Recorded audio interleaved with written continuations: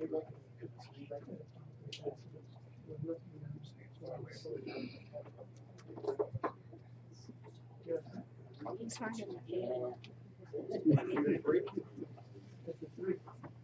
we strategically hid the sun from anyone so we can actually close the shades on the thing on parking lot.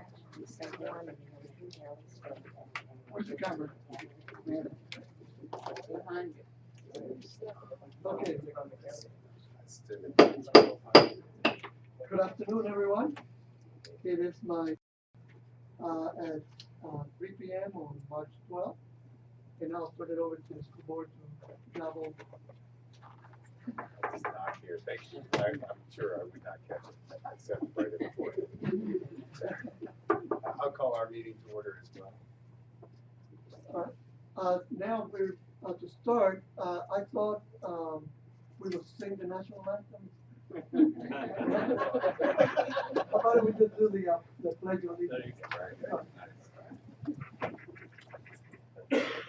Pledge allegiance to the flag of the United States of America and to the republic for which it stands, one nation, under God, indivisible, with liberty and justice for all. I'm sure there's somebody in this room that will be working at singing the national anthem. It's not big. We'll stay with you. Welcome everybody, and I think we have a lot of stuff to discuss today of importance to our county. And I'm going to start by turning it over to Mr. Rudeski to give us kind of a rundown of what the afternoon is going to be like. Thank you, Mr. Chairman. Dr. Raley, School Board, thank you for joining us here this afternoon. A lot of the work that you're seeing today, your staffs, along with the county staff, have put a lot of effort into trying to prepare what we both believe is the needs of both of our entities throughout the county.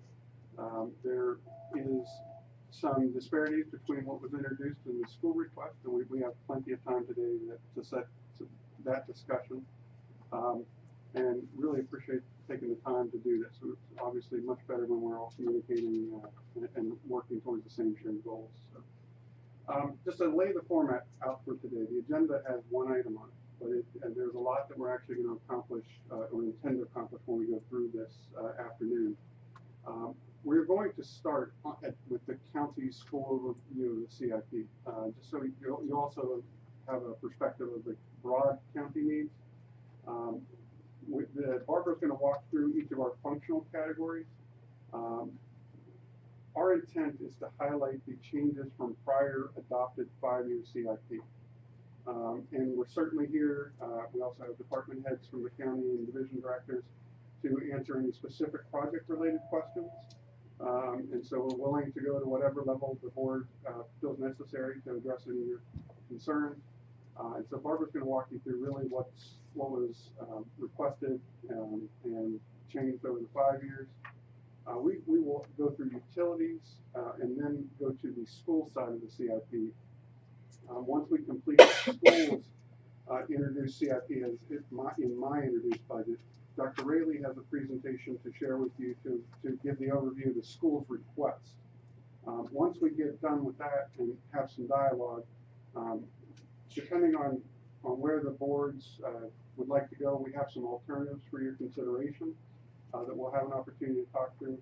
Our goal today is to try to leave this meeting to the extent we're comfortable with a consensus on which way we'd like to move forward as we continue through the remainder of our budget process. After today, or after today's discussion on the CIP, if there are any outstanding operational questions for the schools, they're certainly here and available to answer that. Some of those have already been asked and answered at the last meeting. Some have been sent through email, but certainly Dr. Raley and staff is here to answer any operational questions. In there, we will take breaks, probably about an hour and a half mark. The schools have a dead stop at 6 o'clock. They have a prior commitment of the school board meeting. And so it's our hope in the next 3 hours to get through at least that level of work product. Once the schools leave, if it's before 6, fine. If not, we have some time set aside if there's any additional county budget questions that arrive to date to address. Just to give you a little bit of perspective, after today, we have 3 town halls where we learn a lot from our constituents and those kinds of things. But our next scheduled time after today right now is April 2nd. And April 2nd, we have 2 different sessions. The 3 o'clock session, we'll have time to do any follow-up on any outstanding items, but if we're going to make any changes, we'll need to codify those at 3 o'clock time in order to introduce them as amendments at the 7 o'clock public hearings. If we do not get through everything today that you'd like to, I would propose that we consider an additional work session either on the 28th or 29th. I don't think we need to make that decision right now. Let's get to the end of the meeting and we can make that determination. We'll have ample time to advertise if you feel we need that meeting. But just to give you a little bit of perspective, we are working with our main focus today here is the CIP since we are here today. So, Barbara, most of today's presentation is on the screen. You will be referenced to pages in your book if you would like to look at specific projects. At your tables, you have a couple documents that Barbara's going to be referring to. And while we like to think that we're perfect, we did miss something, and it's not a small something. It hasn't changed since last year, but the page on the courthouse was left out of your books inadvertently. You may decide to leave it out in your discussions later, but we wanted to make sure you had it. It really fundamentally hasn't changed since last year's CIP, but we wanted to point that out. And so we've created a format to go through activity section of our CIP one by one, call out those changes, and I'm going to let Barbara's going to run through most of this for you. As we get into questions, we're going to call the department heads up on individual sections. Any questions about the format and what we're trying to accomplish here today? It's ambitious, but I think we can do it. Good afternoon, everyone. So, here in Goochland, we have a 25-year CIP, which we all know is fairly unusual, but just a few reminders. What we'll be doing is, what you'll be doing in April is adopting year 1 of the CIP. We have gone through the exercise of balancing the first 5 years, meaning we figured out what we think could be the revenues for the first 5 years. And then the overall 25-year plan will be approved. But the only year that we're really assigning and adopting and appropriating money for is year 1. So that's just a reminder. Some of the things that went into the CIP, life cycles of facilities and major operating systems and equipment, price index increases over the term of the project. We used a projected growth rate of 2%, and different alternatives we can do to maintain existing structures and not have to build new. So the FY20 to 24, remember the first 5 years is balanced, utilizes $53 million in debt to fund a new Goochland Elementary, a new courthouse, and an additional fire station in the West Creek area. And this is all within our debt capacity, and we will show you later our debt models, keeping within our policies. And we also are very fortunate we have the ability to cash fund certain projects. The current board cannot tell future boards that they must take out debt. So that'll be a future board's decision, probably about 2 years down the road. And there's also discussion and possibility of a future referendum to do some of these debt-funded projects. So the first set of projects that I'm going to discuss are the facilities management project. And those tend to be life cycle replacement type projects, mainly things like HVAC, roof, carpet, and we have tried to project that out for 25 years, and of course there are always unknowns in that, but we've done the best we could. This first page shows you what the county administrator has recommended for those first 5 years, and I'll spend a little bit more on this when I show you this next slide. And this we tried to do for all the different areas.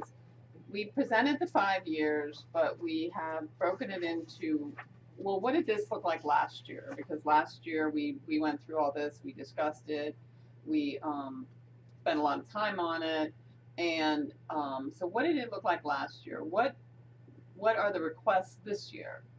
What does it look like this year? And what did the county administrator propose we go ahead and fund?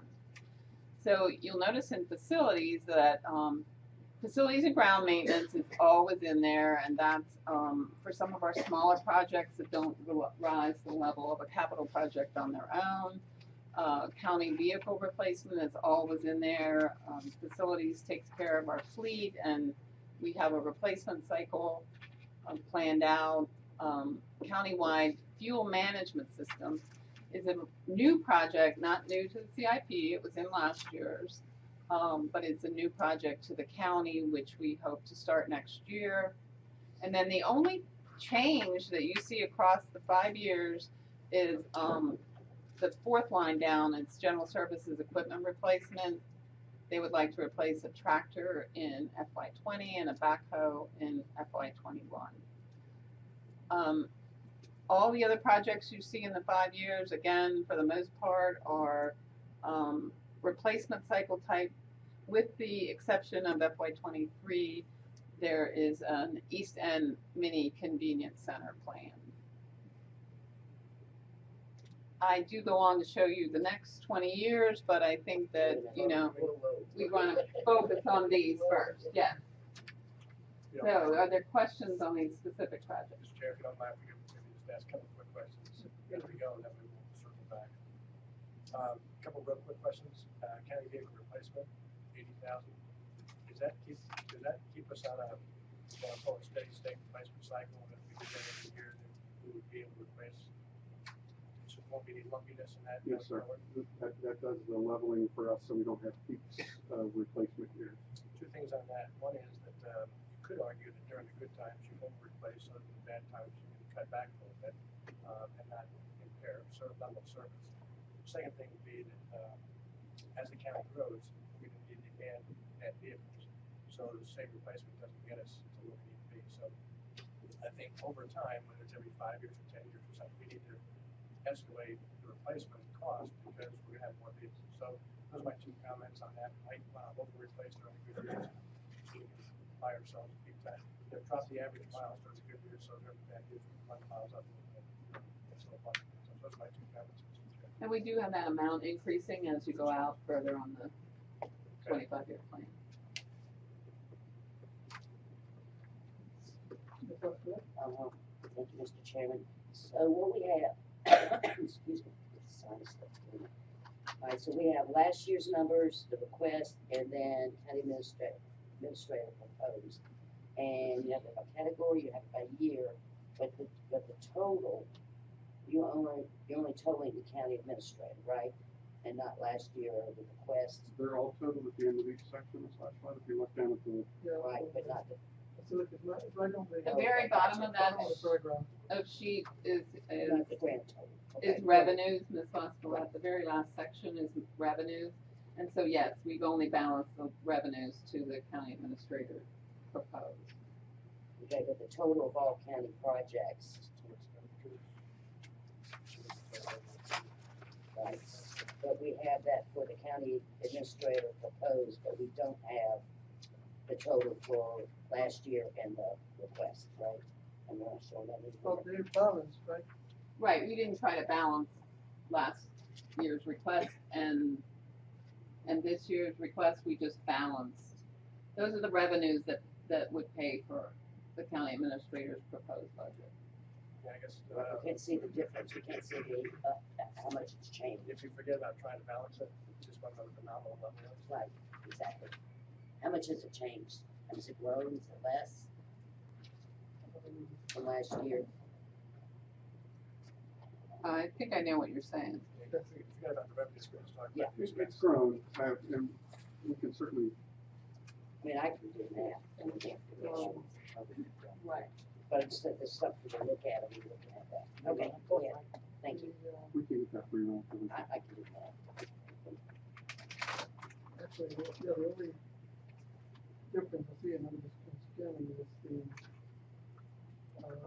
the sports complex tractor replacement, and,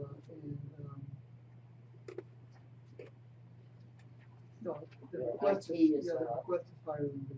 IT is, sheriff is, There's primarily three major projects. We'll get into the Okay. detail of those as we go. In this particular category, the tractor Tractor in the is back are the in only. this particular category.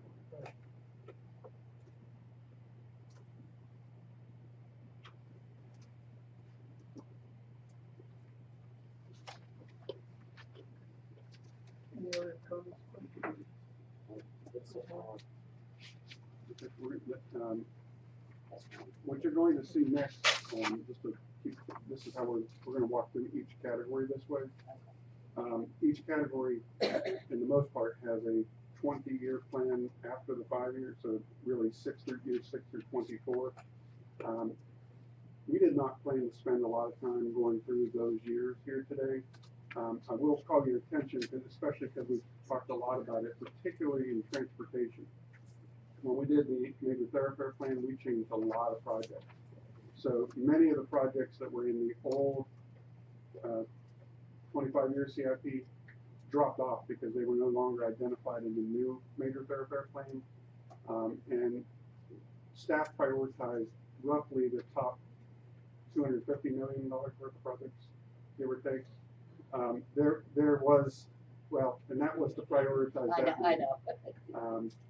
There's at least that many more projects that we didn't put in here. So if you're, when you spend some quality time with this document, if you see a road that you knew was in the MTP but didn't make it in the top 25, doesn't mean we don't have it on a list. It just means we didn't prioritize it in the first 25 years. So, and we have all of those available to you.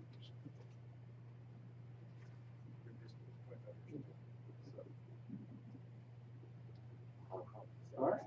Are there any more questions on the first 5 years? First 5 years in facilities. And Just facilities, right. And then this is just a shot of the last 20 years of facilities. And again, you'll see that county vehicle replacement money starting to go up. You see the facilities ground maintenance start to go up a little bit. And for the most part, these are still life cycle type projects. Now, the only project in judicial administration, of course, is the courts project. And you have the handout for that because that didn't get in your book. And at this point, I'm not going to spend a lot of time on this because I know that we're going to come back to the court building during the discussion with schools. So this has not changed at all. The plan was to set aside 3 years of $500,000 each to cash fund, and then the FY23 was to be the borrowing, and the rest of the cost of the courthouse. Fire rescue. Any questions on the courthouse? Oh, I'm sorry. I know we're gonna get back to that. Didn't ask for questions. Fire rescue. Fire rescue is a lot of replacement of existing equipment. And I do want to mention that when we have a fire station in the CIP, within the fire station is included the price of equipping that fire station. So if you're wondering about additional fire trucks or additional ambulances, that is built into the cost of building a new fire station. The rest of these things are basically replacements. We all know that we've had some difficulty working out a replacement cycle on some of our fire apparatus, and this attempts to do it. I just want to flip to the next one before you ask questions, and that is the 5-year. with the comparison, and I think you'll note that there's absolutely no change in what you saw last year and approved for those 5 years.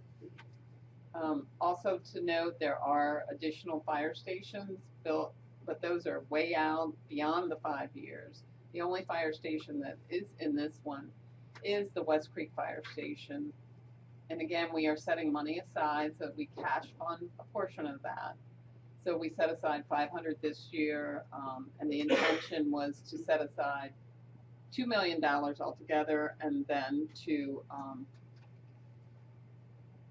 actually, I guess 2.5 million, and then to borrow for the remainder of the fire station. And I can't really speak to a lot of this equipment replacement, but our chief is here if you have any questions on some of these different replacement cycles. Also on, just to clarify, on the West Creek Fire Station, at some point we will get into the planning phase of West Creek Fire Station.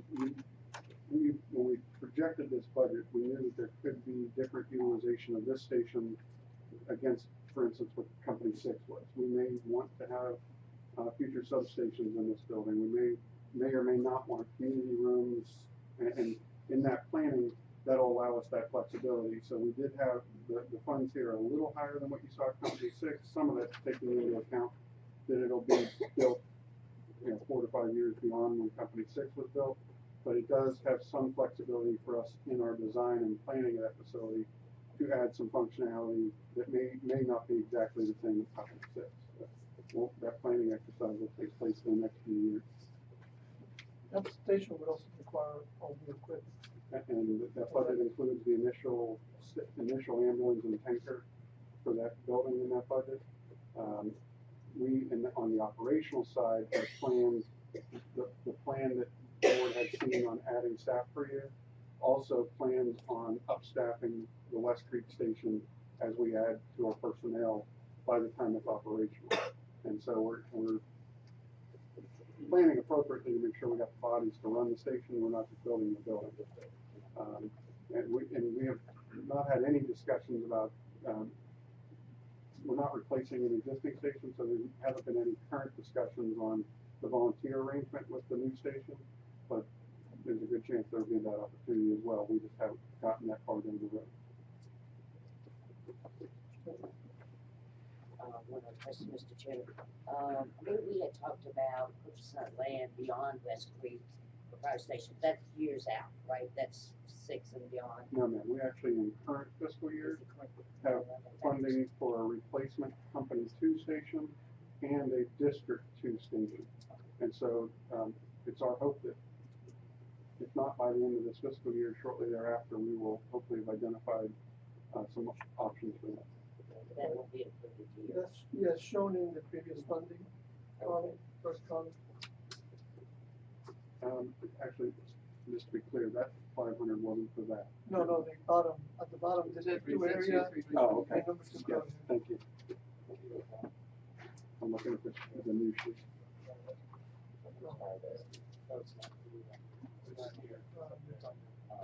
Yes, Okay, it's not on here. it's not on this sheet, it's on the original. Gotcha. Mr. Chairman? Yes. The fire rescue turnout gear replacement cost. Fortunately, technology keeps improving and creating better gear to protect our public safety folks. So would that be in here? For example, some of them wear cameras, even firefighters. Is that in this dollar line? The turnout gear, I don't know where else it would be. And, I mean, Yes, ma'am. Chief, do you want to speak to that? You're right, the technology is evolving, and we have better equipment to protect ourselves than we ever did before. We have about $50,000 at present, gear CIP for turnout gear replacement. And the average is anywhere from $2,000 to $2,500 a set for a firefighter. And then we have money in next year and the following year as well. But also, we have a grant budget from the Department of Fire Programs, it's referred to as ATL money. It's funded by the insurance industry. It gives us around $83,000 a year that we can use to buy all sorts of fire support and fire supply type items. And so the combination of all allows us to have the best gear. And as far as the actual purchase of gear, we ride cooperative language contracts, other larger jurisdictions, Chesterfield County presently, so that we're always on the cutting edge of what's available for our firefighters. I appreciate your question. Also want to mention too that, for instance, with the hydraulic tools, the fire department's been very cooperative in that they wanted to replace $500,000 in hydraulic tools, and we said, wow, do we have to do that all in 1 year? And they said, no, we can standardize and we can start buying. And so this is actually the first year, and I believe the first year, right? That This you is the started second year of the Oh, it's hydraulic second year, tools. We've okay. actually standardized their vehicle extrication hydraulic rescue tools for trapnets at companies 2 and 5 last year, 5 in Haynesville, 4 and 6 this year. Next year we have 100,000 in there for company 1 at Mannequin, and then another for company 3 the following year. So we're well underway. 4 of our 6 stations have been performed, brought together, system of what. So where it's possible, we've been trying not to buy everything in a lump again. You know, we've been trying, if it requires certain software be all the same, then you don't have a choice. But if it's something that you can, Sometimes you run into that with safety equipment where you have to have all the light items at one time. The self-contained breathing apparatus project comes out as an example of that because of the consistent pressure that everyone operates at when they're breathing off of those airbags. Did you have a question? Real quickly on West Creek, which I hope when we get there, it'll be the West Creek Public Safety Center. But anyway, the one that you said something like two or 2.5 million. Does that count prior years that we set aside? Because I see 3 years at $500,000, so 1.5 million plus then in 23 the 5.15. I was counting wrong. You're right. I was seeing too many numbers. So this current year we set aside 500,000. Is this the first time we've set aside? Yes, Okay. yes, and then it's 3 more years, so it's a total of 2 million. Yeah, thank you. Yeah. And there's no land acquisition as of now, right? No land acquisition cost on that. Yes. Okay, thanks. Did you have a question, Sean? No. You're the accountant here. Yeah, this is Jeff, I could real quick. We do try to spread out the cost and not get too lumpy, but unfortunately with ladder trucks, it's by definition lumpy. We had 1.2 million there for a ladder truck. You can't just buy the ladder and buy the truck there. No. Get 2 wheels at a time. 1.2. Now, in West Creek, the station, there's almost 10,000 people who go to West Creek on a daily basis, which is about half the size of this county. So they probably do need some fire suppression. Could it be a co-located sheriff's substation with a firehouse, with a refueling station, with those kind of things? Maybe because there's almost a small city there already. Maybe it does need a greater presence. So we can think along those lines. You mentioned that some of the equipment was included in the $5 million price tag. I didn't know if that included a ladder truck. Because a lot of the 5- and 6-story buildings are down in West Creek. It did not, sir. The ladder truck you're seeing here replaces the West End ladder truck that was taken out of service actually last year, I think. So then the question for Eddie is, are we gonna need a ladder truck in West Creek for the taller buildings, or can it be serviced by the replacement ladder truck? So I think Mr. Badesky had to say the Easton ladder truck that we took out of service. And so yes, this ladder truck is designated to go to the Easton of the county, and obviously we need a resource of that type for Easton of the county, which is the CIP buildings. So it'd be positioned somewhere in the East End. It could be a company one, it could be in West Creek. It could be, and I guess at that point it would determine which station was, if the station was ready and built and ready to put in. Ideally, to put that ladder truck at the West Creek station, I think would be the best location for it. So that you would have that ladder truck staffed 24/7. They could be available for other areas of the county.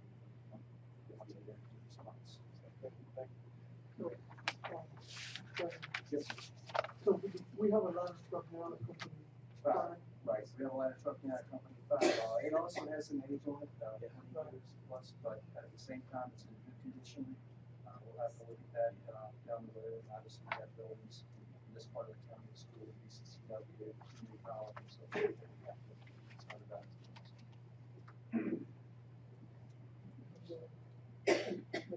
think that's what Mr. Lumpkins, I get all caught up with the distance.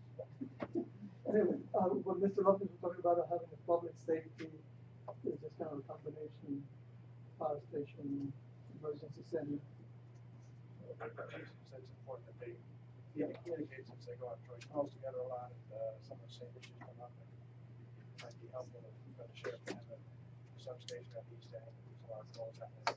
Again, refueling, so you have to go back to refuel. The emergency room out there as well, so it just makes sense to have a greater presence for that portion of the population on a daily basis. To provide better safety. Any other questions? Police?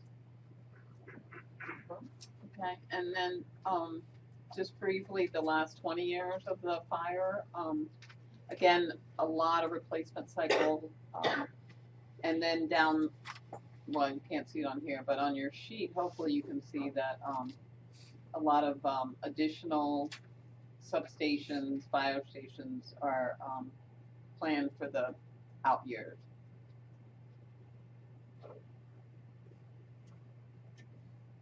The library. The library,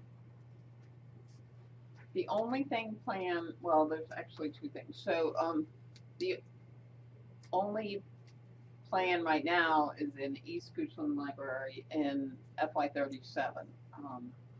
Obviously way out. I do want to mention, however, that in the facilities projects, in FY23 there is planned $300,000, and we have some proper money that we'd like to spend, and the plans aren't certain yet, but we're hoping maybe, if possible, just to do a little bit more enlargement there, somehow give them a little more space, but I know the piece of land they're on is a bit difficult to work with, so we're not actually sure what will happen there at our branch here. But the only other thing planned for the library is a branch in FY37. No, we just, not too much in this particular case.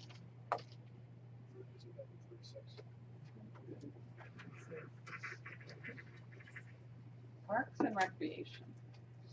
That was the name of the television show. So this is the 5-year plan, but I'm going to skip right away to the comparison with the previous years. And this plan is not changed at all. What you do see mainly in this plan is a buildup of funds to eventually acquire and build or finish out an East End Park. That East End Park goes way out in the out years. There's a lot more funds, but those are in the out 20 years. You'll also see way out in the 5-year here, some East End trails, and then Elk Island Recreation Area and Matthews Park. But really there's nothing for the next couple years. In fact, there is nothing next year for parks, and has not changed at all since last year. Are there any questions on the parks project? The previous funding for the Eastern Trails, that's already set aside for the work that's being done there. Does the word district in that Oilville, Cardwell District Park, does that have any significance? That just makes me think maybe that's combined with another county or regional kind of thing? No, yes, Jerry. I believe the question was related to the district park versus regional parks. When we put together the Parks and Rec, or not the Parks and Rec, but the facilities master plan, we try to draw a distinction between community park, district parks, and regional parks. That doesn't mean it's a county park. It just, those terms dictate the amount of acreage, what type of amenities go there, things of that nature. And that helps us. What we do is we base those upon our level of service standards based upon the population. So that's really what drives what we call those individual parks and how we price and develop those. But even all the way up to regional, that's still a county Yes, sir. It's just a larger park. funded, we're funding that. Yes, sir. I guess grants perhaps. Really not a regional, though. But it's not regional in the sense. It's not regional as in, In the sense other counties. we partner with other localities, correct?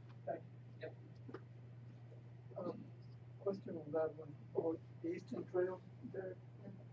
So it's that 100,000 that's there now, what does it complete on the East End Trail? Well, right now, if you may recall that we have the alternative transportation grant through BDOT. So we're gonna utilize that $100,000 to provide some of the matching funding for that alternative transportation grant. Right now, we have the $200,000 that we've earmarked, that we've received or will receive from BDOT for that grant, and the $100,000. We have all of that earmarked to complete leg one, which we're trying to connect a trailhead located just south of the emergency center to right around where the Hardywood Hardcraft Brewery is located. So that would be leg one of that project. Thank you.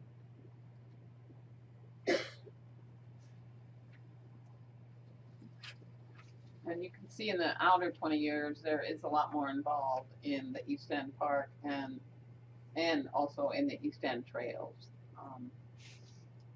And then you have some more parks for the out years.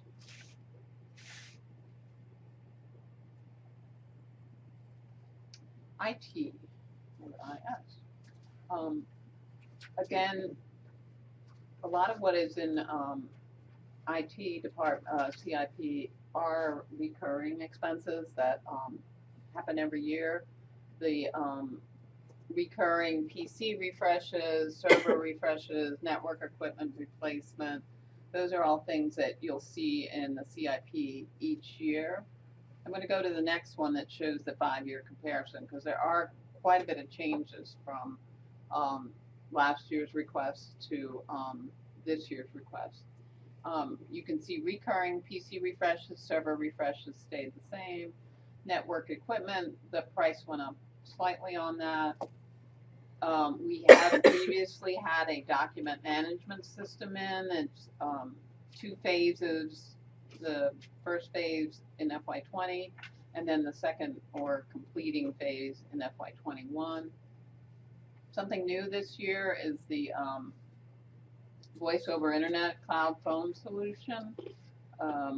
The fiber to the new animal shelter was in last year. And the big change is the permitting software. We did have it in the plan last year at 200,000, and you see now that it is scheduled to be 430,000. So maybe I should preempt all your questions and let Randy talk a little bit to the change in price there. And maybe the CD staff can augment Randy. They're the ones that work with Randy to evaluate and project costs as well on the software project.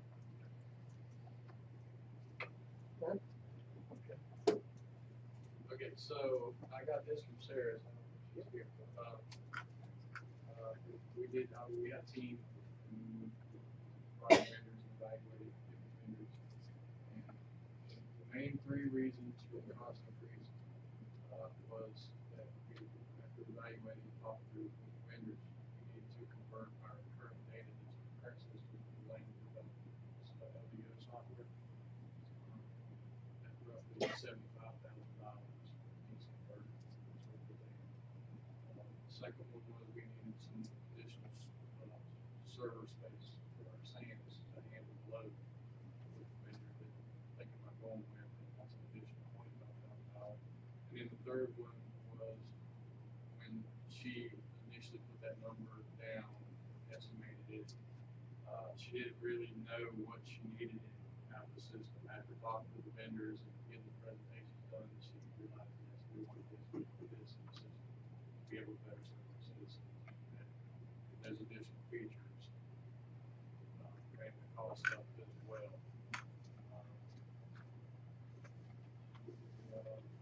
Also, sent me another list here on her suggested vendor. I don't know if you want to get into that. We don't need to get into suggested vendor, but can we just back up from the costs? What are we trying to accomplish with this project? And just, Todd, do you mind just summarizing what that investment is going to allow us to do? Yeah, right now, one of the big things we're hearing from our citizens, from our contractors, is how can they get their permits faster as opposed to just calling us and coming in and physically getting it. One major aspect, I'll just start at the top and work down. One of the major aspects was trying to have a more streamlined process for contractors and citizens to get their permits online. So instead of somebody calling us and say, where's my framing permit, where's my plumbing permit, where's my electrical permit, they can just go on our website, pull it up, maybe even have a passcode. Some of these are things that we're still working on. Maybe even have a passcode for their own permit. And they can go in there and see what stage it's in, when their inspection's scheduled, and all this other stuff. We spend a lot of hours on the phone with the contractors getting things scheduled for all these different inspections that we do, specifically from the building inspection side of the house. And we actually have contractors who have to leave their site, come to this building to get their physical permit, and then go back to their site. So there's a lot of travel time also with our contractors. We feel this is going to be a much, getting rid of the system we have because it doesn't facilitate that item I just mentioned. Getting a better software program that can help facilitate that is something that many of our contractors and citizens have been asking for a number of years. So that's really what kicked us off, probably about 2 years ago when we first started looking into this. What does it mean? Is this a big animal we're trying to tackle? Is it a small animal we're trying to tackle? And thankfully, we've come to realize that there's a lot of great programs out there. And they actually had a lot more features than we even thought were even possible for our citizens. And anyway, long story short, it's really to help streamline our process internally and serve our citizens better and our contractors and developers out there. There are other staff interfaces that will allow us to be a little more efficient, do things in the field that we can't do here now. But the end product really is that customer service interface. It's basically sort of the words escape. Online portal is really what we're looking for, not just for our citizens, but as you mentioned, when our inspectors out in the field, sometimes they do their inspections by hand on a form that they fill and come back to the office and populate it in the database.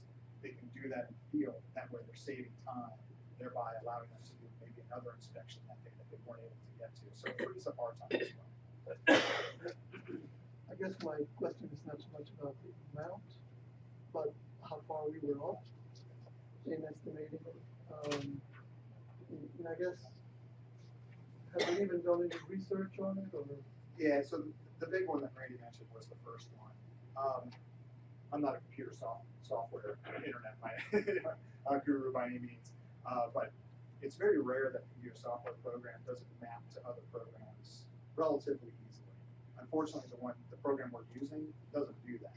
So that was the first item you mentioned was actually trying to extract that data and put it in a format that the new program could then populate and utilize. So that was a big one for us. We don't know what we don't know. So once we got into it, sort of digging into it, that was the first big item that popped up. The second one really was a result of the financial system. The financial system that we're getting. The software that we were going to use, or what we were envisioning, was using something that was in the cloud. With the financial package being housed here, it actually integrates better. We also have our program here in house as opposed to in the cloud. So that's why that second item had been added servers that we weren't projecting to happen. It just makes it a more seamless process. And Randy can speak, make sure I'm making a turn when it comes to how the software functions together. Having that new permitting software function with our financial package is something that we really needed as well. In addition to this, are there going to be maintenance costs on forward? Yeah, but that'll be the next budget item once, Yeah, with most computer programs, it's with this one also, even though it's housed, it will be on cost. It's gonna increase, annual maintenance probably around $35,000. So 75,000 to convert existing land data to use the new system. What was in that for the second one? Was some additional sands and a storage area network devices? Just storage space on existing boxes? We bought the sand as part of the financial. And you just need some more storage capacity. So what was that line item in that cost? Was Roughly 25,000. So that's 100,000 of the delta. So 130,000 is just missed the mark. Okay. Yeah, as we started meeting with a lot of these software program companies, that was the whole point when we wanted to meet with them, was to sit down. We were originally thinking, based on how much LDO originally cost, we thought the cost was going to be significantly lower than that. But after we started meeting with these companies and understanding what they could provide to us and trying to match that up with what we know our internal need is versus what our citizens need is, what people have been asking us for, that's why the cost is up, because they have different modules that you can attach to these programs. It's not just one program fits all. Even something as simple as Microsoft Word has additional modules if you want. purchase them and have Word be better for you. Excel is the same way. This is just one of those programs. You can have the base model, but additional modules to help get to what you need. Sure, thank you. Yeah, So, no problem. so 200,000 last year, or in the current year? That was projected for the next fiscal year. I think we did miss the mark in that projection. So last year, you would have seen in the forecasted, Okay, for this year, you would have seen okay, 200,000. so this wasn't, the last year number was not in last year's CIP. Okay, so we're not looking at $630,000. We haven't spent any money on this yet. Very, very good clarification. So are we getting away from the cloud storage totally? I'm sorry, I didn't hear. Are we getting away from the cloud, I guess for Randy maybe, away from the clouds? I thought we were going away from servers to the cloud, and now, so they will come back down low. We made a decision for the financial package when we wanted to do it on-prem because of the sensitive data that's on Gotcha. the system. And it just makes more sense if we go with this vendor. It works better for both groups. So we wanted to work with the financial package, especially if we have an option for citizens. Another thing that they've been asking for, you mentioned, is having the ability to pay with a credit card here in the office or online or something like that. So it just makes more sense that it works seamlessly with the financial package as well. Yeah, let's just be real clear. We're getting into the weeds on something. We're talking about vendors that we haven't finalized proper procurements on. Yeah. We've done research at this point. There's no decisions made, but this is in the ballpark of what would accomplish what that research showed.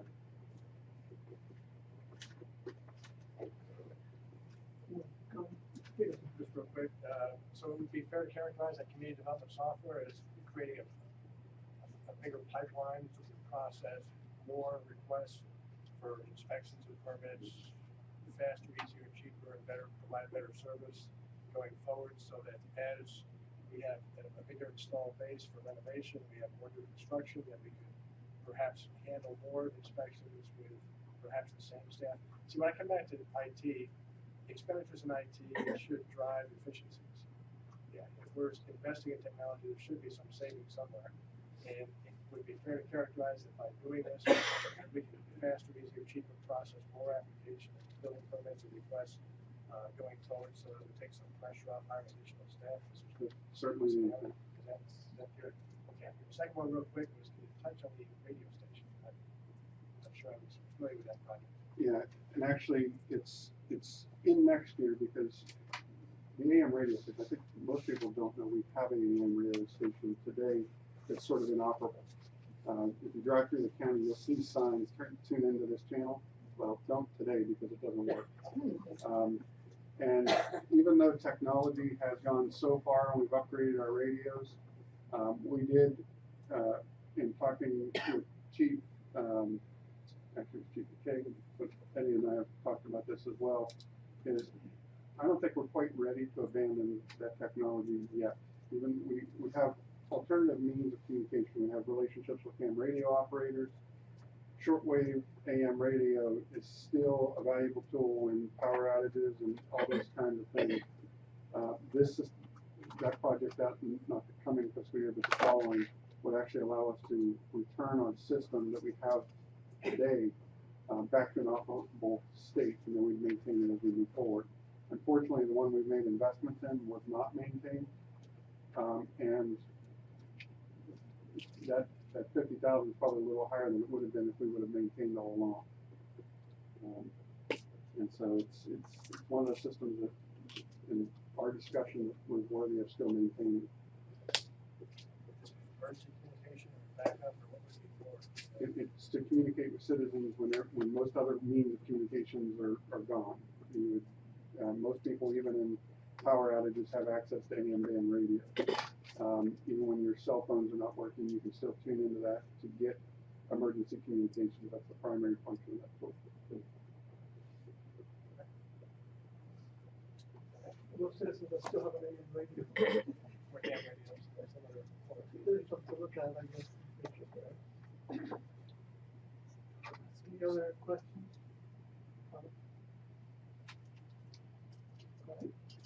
I think, and then in the last 20 years of the IT projects, I think you'll see that it's, again, mostly cyclical replacement of PCs, servers, etc. The Sheriff's Department. I am going to go to the 5-year comparison just to show you that there are some changes. The Sheriff's Department is not here, so I can just talk to both of these things generally. We did, starting last year, move the vehicle replacement for the Sheriff's Office to the CIP just to be consistent with all the other departments. And so they this year have put in a request for $435,000 for their vehicle replacement cycle. They increased it because they were anticipating an increase in the state contract price. We don't know that it will actually be that much, but that replaces approximately 9 to 10 vehicles for them every year. The other new thing in there is the sheriff's scenario training system, and I can only speak to this very generally, but it's called Shoot Don't Shoot, and it's basically training about all the things we've heard about in the news recently, and they're very excited about this, and they really think this will be a real plus for the department. Right now, they send their officers off to other jurisdictions that have this tool, and basically it's a virtual simulation.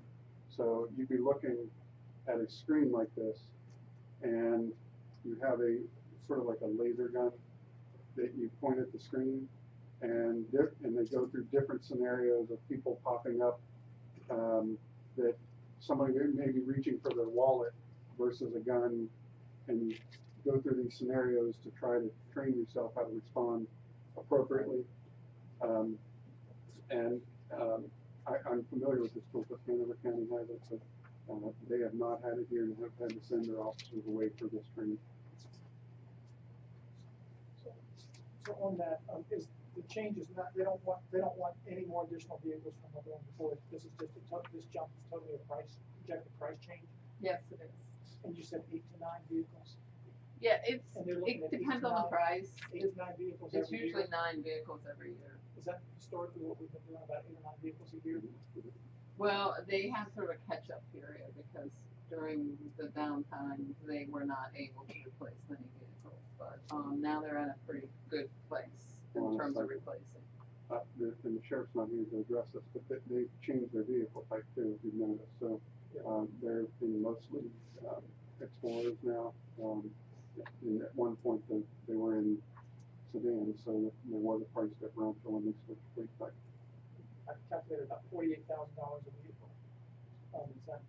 Yeah, I think the last price I saw was about 45, but It's about half of it. And that's low bid, or do we just have some kind of standard contract? There's state contract, there's also a state sheriff's association contract that's actually a little cheaper than the state contract. So you said we've been in a catch-up period sometime, and Devin, that catch-up period is gonna last 5 years until. no, they're now in the stable period. There was a catch-up period, but now they were replacing actually So we more were than replacing more than more 9 per year previously. at one point, but now they're back to they have a very rigorous maintenance program. They obviously need to keep their vehicles in good shape. Yeah, I mean, I guess I'll ask the same question, but I mean, it wasn't too long ago, the average miles on the sheriff's vehicle was 110, 120,000 miles. And if you're gonna go into a high-speed chase and go around turns and whatnot, you get a reliable vehicle.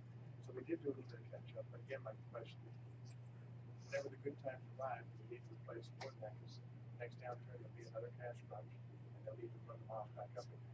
The idea is to bring the average miles back down and have some public improvement. So whenever those good times hit, probably over purchase rather than under purchase. I know there's another time for that, but I want them to be the safe vehicles. You're doing those high speed chases.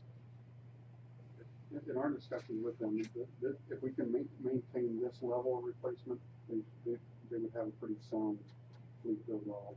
And the other follow-on, just like before, is over the next 5 or 10 years, we're gonna experience population growth and so on. There'll need to be a bigger fleet, so we need to have replacement at a higher level for a bigger fleet. See, there's at least some relevant year 5, a little bump there, but in some way, but to maintain the same level of service, we need to have more equipment. So, thank you, Mr. Chairman. Another question I would have for the sheriff perhaps is, he's got several openings he hasn't been able to fill. Did we, budget in prior years additional vehicles for those folks? And my thinking is we did, and it may be that this 9 are now covering more vehicles than are really out there, but, I thought every time we gave them position, it kind of came with gun, vest, equipment, you know, all the equipment in the car. So it may be that, That would have been funds in his operating budget though, Right. which he would have returned back if he didn't spend it, so. If we never filled the position the entire year, there's a likelihood you get involved in private with it alone. so that money would have come back to the general fund. In prior years, we were doing the cars in the operating side. Right, and also when we add new vehicles, we do keep that in the operating budget, so if there's gonna be a new position, then we have the departments pay for it as opposed to a replacement.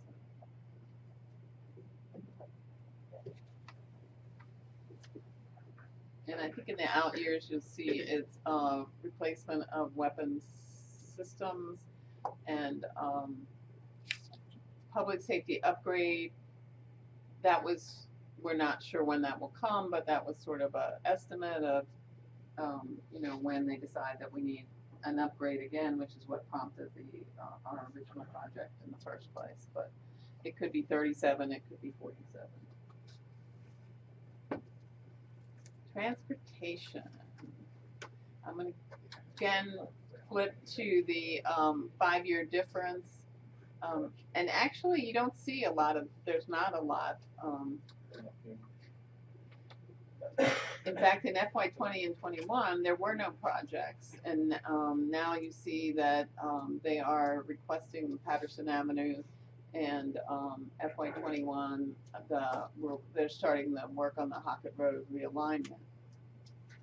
One thing I do want to point out in the transportation projects before you start on your questions, because I'm sure I'm ready to answer a bunch of questions on that. None of this is planned to be funded by any county money, any operating funds, I should say. All the funds are planned to either be state, federal, or developer funds. So there's no commitment here of any, or plan to use any county funds. I don't know if you want time to discuss projects, or if you just want to go ahead and ask your questions. There's not much change in your 5 years at all.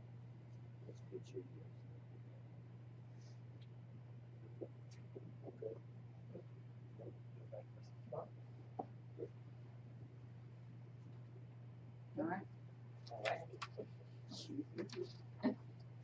Okay. I was all ready for you too. Yeah, I got a book. It's like asking. We still got utilities comments. Yeah, okay, we got you.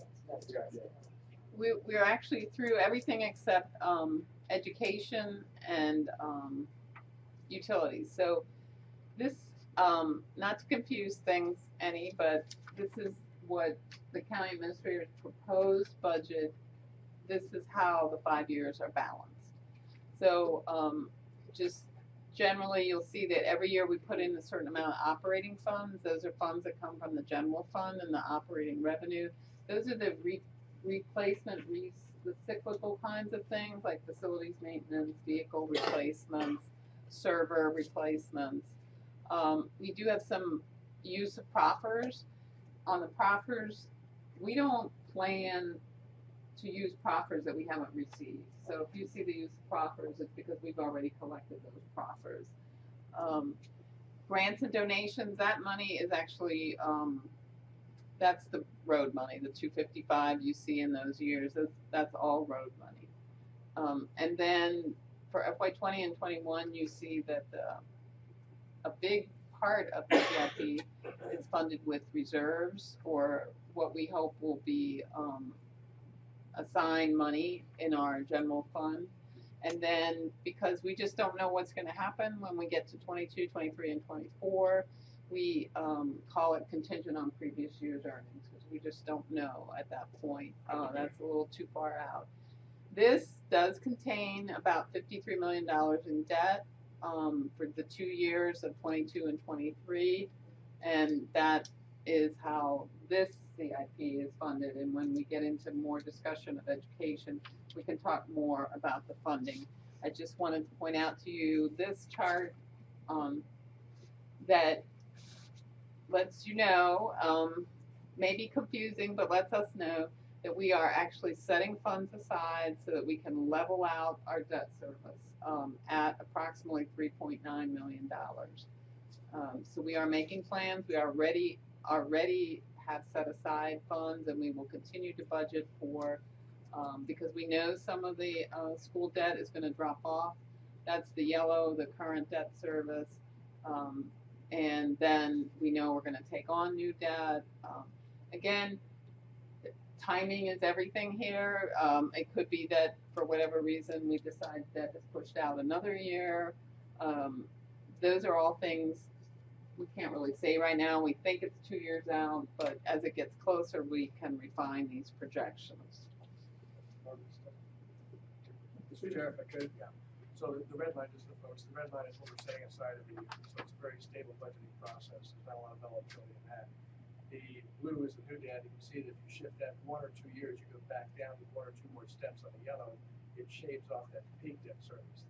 The top of the blue is the peak debt service. So obviously phase shifting that a year or two makes a big difference. The green is the reserve set aside. We build that when we're setting aside what do we need, and we draw down on it when we're spending what do we need. Now, just to be in everybody's benefit, we showed this chart to the rating agencies when we went up to New York, because we didn't want to go up there and show them all of our reserves and no debt, and then come back and have this meeting, go, we're gonna empty our reserves and take out a lot of debt. That's the fastest way to lose credibility with the rating agencies, and they would never believe anything we told them again. So it's very important. We went through full disclosure and said, look, we're planning on funding some pretty good. And we also told them that if there's a downturn, we need to conserve cash. You know, a lot of this money is contingent on actual outcomes in future years, year 3 and 4 is contingent. And if that 3 or 4 or 5 year money isn't there, then these projects are contingent. So, and we know which projects we slide for how long we slide it. So we wouldn't fully implement this, even if it was in a down year where we needed cash. We wouldn't bankrupt ourselves on purpose. We would keep, move some of these projects and shift them just a bit. But I just wanted everybody to know that we just full disclosure did share this with the folks. So this isn't a change up, and that it is contingent on actual results. And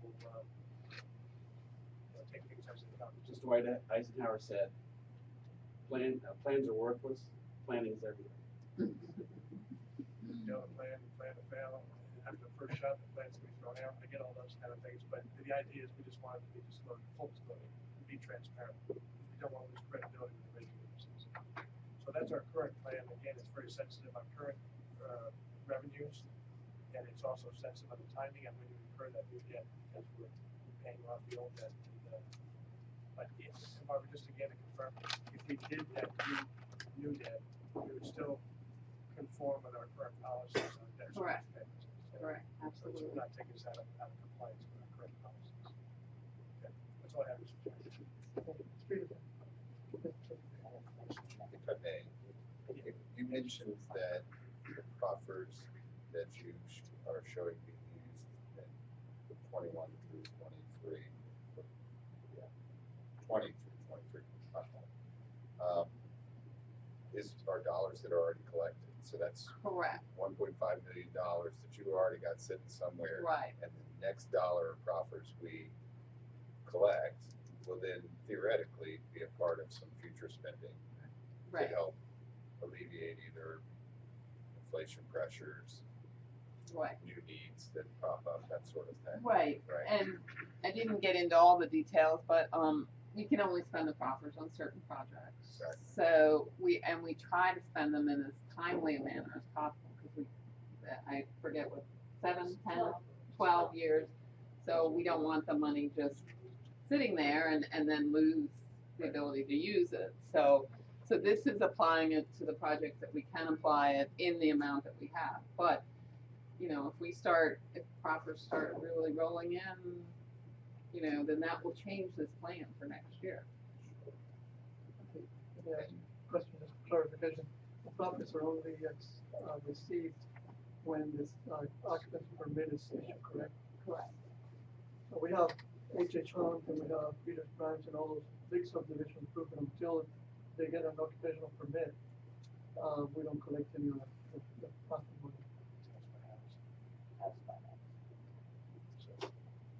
Is that typical budgeting? Is that the way, I mean, it's obviously pretty conservative. Is that typically how a county's budget? If you know you've got a neighborhood being built, you're not gonna budget those until you see those. It's really hard to project the build out. And I have been in places where they actually kind of dug holes for themselves because they planned on proffers that hadn't come in. So then you've got this gap, and it's like, how are you gonna fill it? So. Sure. Right now, just rain can delay it. That's, Well, yeah. there's two neighborhoods right here on 522, Preston Park and Rockets Ridge, that have been in the books since 2005. And they've just built the first couple of houses each. So that would have been, counted on the money within that.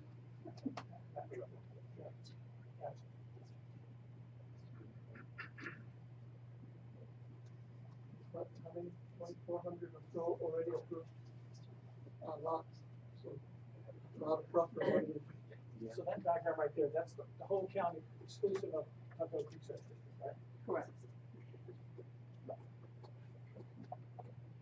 I think it's an important discussion to have now, because even if we talk about reordering projects or anything, we're still working within the same constraints. While we may do things a little different timing wise, this is still the assumptions of how we built this. I think to Mr. Peterson's point, if you push that blue block out, the top is going to drop, commensurate to what the yellow is dropping, right? Something like that. And when we talk about the timing of these projects, when you're talking about pushing that out, we have different mechanisms. You're still trying to align a project with a deliverable date so you can plan the operations around it. Depending on when we do different phases of the project, we have the ability to do reimbursement resolutions to ourselves and borrow money 12 months from the time you do. And so I think as we're going to have a plan here today, but when it gets to the nuances of when we need the cash, those are really discussions to have within a 24-month period of time of the actual project. We can sort of do some of that, but we have some flexibility. Mr. Chair, just to follow on John's comment, if you phase shift that out a bit, it does lower the peak. But think about that red line is still above the actual. So when you shift it out 1 year, not only do you have a lower peak, you have more cash, you borrow less. It's double. That's double benefit. If that makes sense. Less borrowing and a lower total peak, both. So,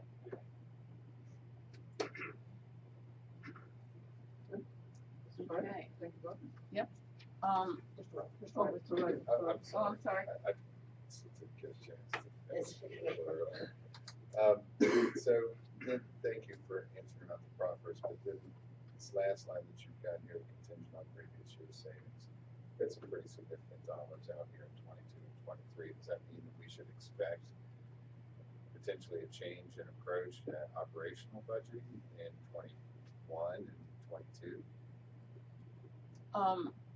We've been trying to fund in it ahead, so we already actually have the funds set aside for the FY20 reserves, and hopefully by the end of this year we will be able to set aside the funds for FY21. As the years go out, yes, those are pretty, I agree with you, hefty contributions. The delta between 20 and 21 is insignificant. In fact, it goes down. But then we're back up at about 10%, roughly 8, 9, somewhere in there. Now, then we started sort of steep incline, so that's where I look at it and think, oh goodness, what's in store? Right, and I think the same thing. On the other hand, so many of this could change by the time we get out there in those years. The thing we're keeping constant is the $53 million in debt. So the road funds come from the state or federal level. There isn't any other pocket. So right now, I'm hoping that's filled in by proffers and things like that. But yes, those are pretty large numbers. And would it be realistic to have that amount? I'm not sure at this point, and that's why we call it contingent on previous year's savings. The other thing to think about that, our planning even from the last 2 years, we've already funded through prior year savings. Fiscal year 2020 is already funded from prior year money. And so as we save this year, we end up starting to fill the bucket for 21 and so on. And so by the time we get out there, you're going to have a couple of years of additional revenues build up. So it's not a one-time kind of catch up. But it is something we're going to have to monitor every year. When we get to year-end funds, that's where most of this comes from. So whatever we save or on both the operational or revenue projection side, that's how we funded these historically.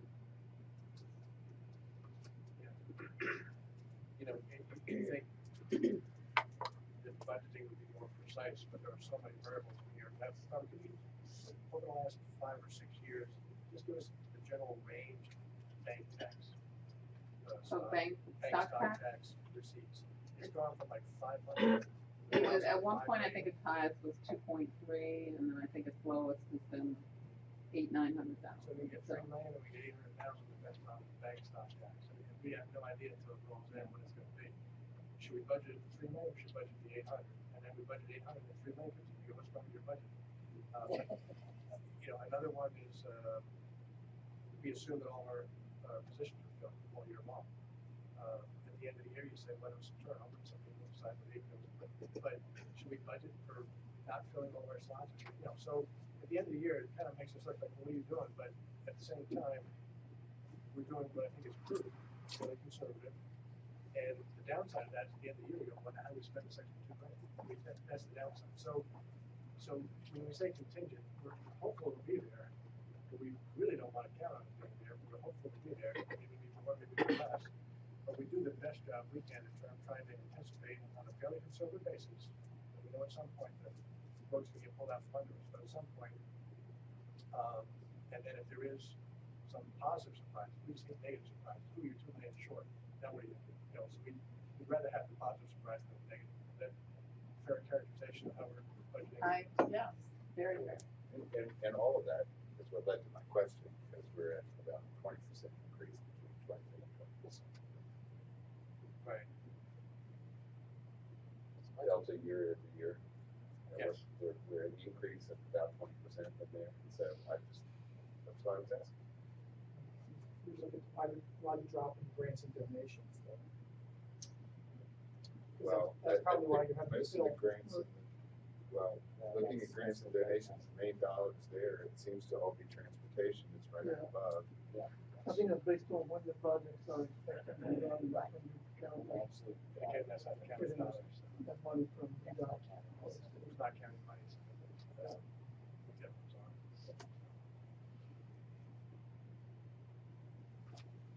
We're heavily relying on reserves today.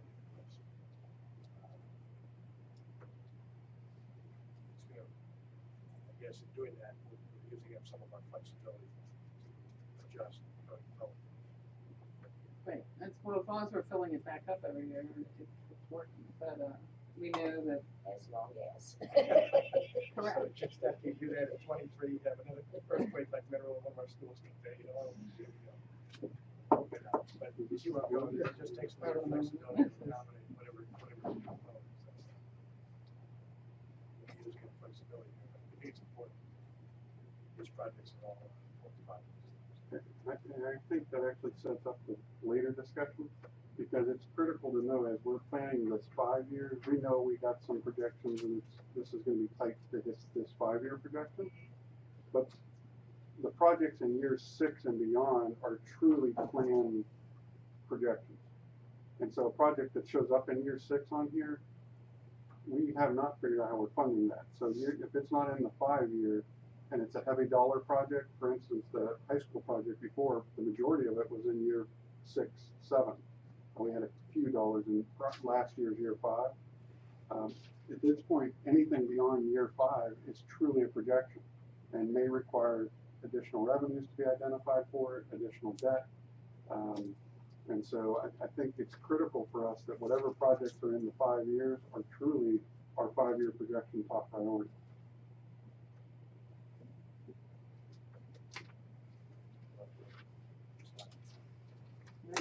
Okay. So I think I did a little intro on utilities. We actually didn't do a 5-year comparison of last year to this year because there were so many changes. This thing would have been very, very ugly. Matt's back there smiling because he knows. I'm gonna first tell you about a little bit about the revenues. The way this is planned for the first 5 years, we also balance the 5 years like we did on the county side. And the funding for all of these projects, with the exception of the courthouse wastewater treatment plant, is anticipated to come from connection fees. So connection fees are used to pay for growth. And so we do believe we will have the funds to pay for connection fees, with the exception of what we put in for FY22 was $6 million in borrowing for the wastewater treatment plant. Now, it could be connection fees come in faster and better and larger than we anticipated, and we wouldn't need to borrow $6 million. But right now, that's kind of what we're thinking, that we would put $1.5 million into that project and then borrow $6 million for the actual construction of the project. And as to the various projects and the priority of them, I know you'll probably have a lot of questions about that. So I'll let Matt or Todd address those. Just for clarification, that $6 million courthouse wastewater treatment plant, that's not a county, that's Department of Corrections. Yes, sir. Yeah, so that's not, we don't have a wastewater treatment plant, it's expansion capacity, Department of Corrections. Correct. It would be our investment. That would be our dollars. John, I have a question for you on that. So the 750, you said that's $1.5 million setting aside for a $7.5 million project.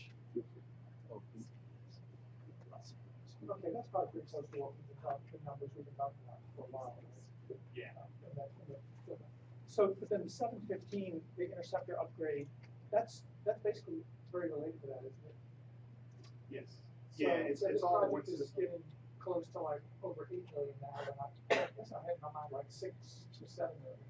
Right, well, actually, Matt can talk about the interceptor upgrade in just a second, but yeah, the courthouse wastewater treatment plant, we call it courthouse wastewater treatment plant, but it's technically not doing it. It's for the treat all of our wastewater and all close to that. So any improvements that we want to do, we work directly with the Department of Corrections. Just as a quick side note, we did meet with them about this project to let them know it's something we're interested in. So far, they've been pretty open to the idea of us expanding the exposure. And that 7 million, just to be clear, that's just for the first, let's say, 500,000 gallons. When we did the utility master plan, it identified a full need for full build out of the courthouse 30 years from now of 1 million gallons. Well, we're not using anywhere near that right now. We're about 120,000 gallons a day. So we're about 10-12% of that full capacity in the future. So what this is offering is that next incremental step to get us more treatment capacity with the Department of Corrections, and then ultimately down the road we'll be at a full million gallons. So I hope I said that clearly, but I hope that made sense. But that's really what that project's all about. But that's the top of that, the interceptor upgrade. Yeah, I just wanted to mention one thing about the interceptor upgrade. It'll be going to the same plant, but they're considered two separate projects. The interceptor upgrade is specifically for conveyance of wastewater. That's part of our system. the courthouse wastewater treatment plant project will be upgraded into BOS's plan. That's up their system, even though the county funds. So those are the two main distinctions between the two projects. Why they're broken out the way they are. But the cost to get to sewage capacity in the courthouse area, how would you say that we ultimately it's not gonna make it to 1 million, or it's gonna make it to what? 500,000 gallons of treatment, and we're doing about 120,000 gallons a day today.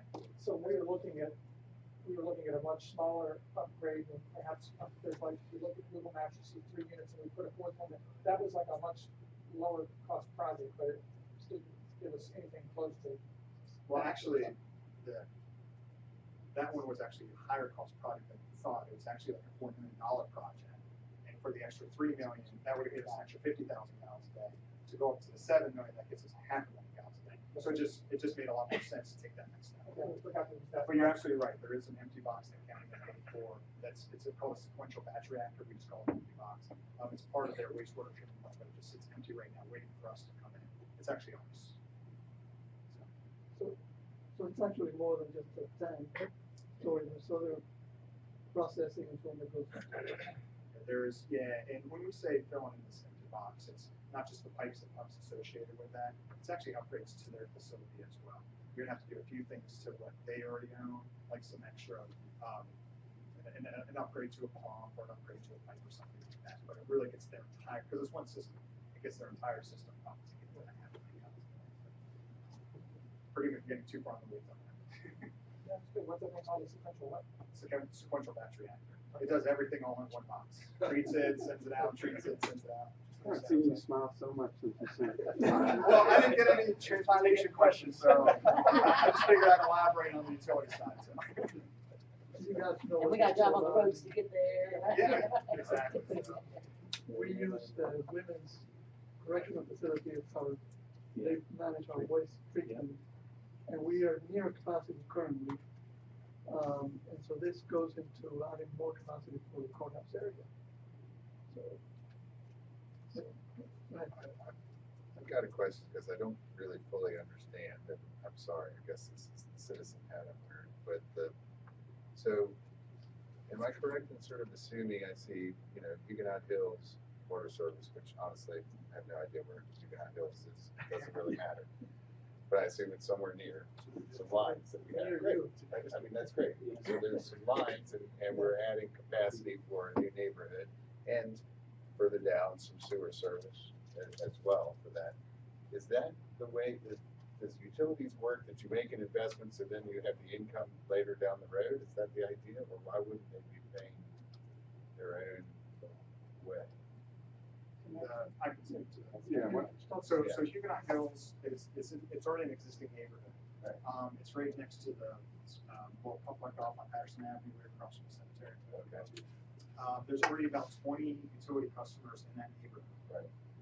But it was never fully built out.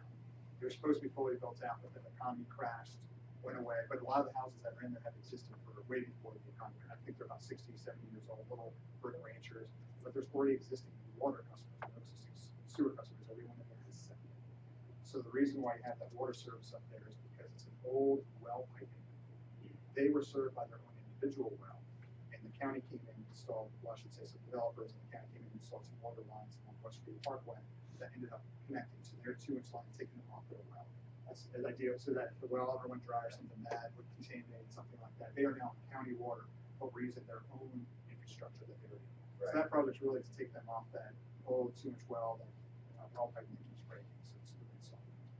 That's awesome. That's great context. And there is no sewer there right now, so that's sewer. Okay, so, but the idea is sort of like you said, there'll be some connection fees for households as they go in, and then later that we'll have, help with our Operations.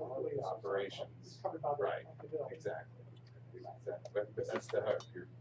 The county makes an investment into utilities for a certain area in the hopes that, it can somehow balance this thing out over time and eventually, Correct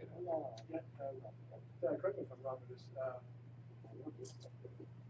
what the county generally does is bring the trunk line down, the larger pipe along the main arteries, And if a developer wants to put a planned use development in and tap into that pipeline, they'll do the offshoots into the development so that they can sell the homes for a higher price. Then those connection fees that the county collects then extend to the trunk line. So we're not going in and piping all the way to the homes in these No, I didn't know developments. so. We're just dragging the trunk line a little further. The benefits that obviously are increasing capacity utilization of the whole system, which improves the aging of the water, but also for tax dollars, community service, the debt, and so there's benefits. But we just that's generally the way things work, and we're dragging the trunk lines and collecting connection fees and dragging the trunk lines and collecting connection fees, and all that money kind of stays within that pocket. Just in general, on the operating side, the more customers we have, obviously more ratepayers that subsidize the operations side, the better. And we're also able to do connections in our system and make the system better. We have a lot of dead ends, especially on the water side, that requires more flushing than we prefer. And so we do have planned projects to do some looping, and then there's some extensions. There are a couple projects, and Huguenot Hills is one of them, where there's been people in the PCSD paying into the PCSD that they don't have the benefit of a new developer coming in, like Reader's Branch up the road. Almost all of that's new developer funded coming through there, and then they will still pay a connection fee. Some of these older ones, Huguenot Hills is one, the one off of Hockett, Hickory Haven's another, that were going into these old subdivisions that have been pre-existing. They didn't have sewers there, so that project's in the works in that currently. In some cases, the septic was so old, maybe installed before perk testing and routine, or in some cases you have to fail, so it's kind of works in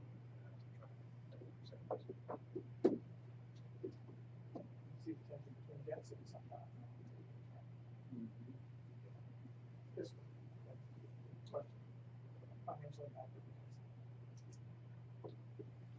Any other utility questions to talk about? You can see they're easy, they want more. Transportation question. Yeah. Before, I think we're up to school now, or do you have anything else? No, that's what I was gonna say. I think this would be, oops, I'm going the wrong way. This would be a good time, because, that was just discussing the revenues, which I already did, so we're up to, So before we go to school, can we take a 10-minute break? I'm ready now.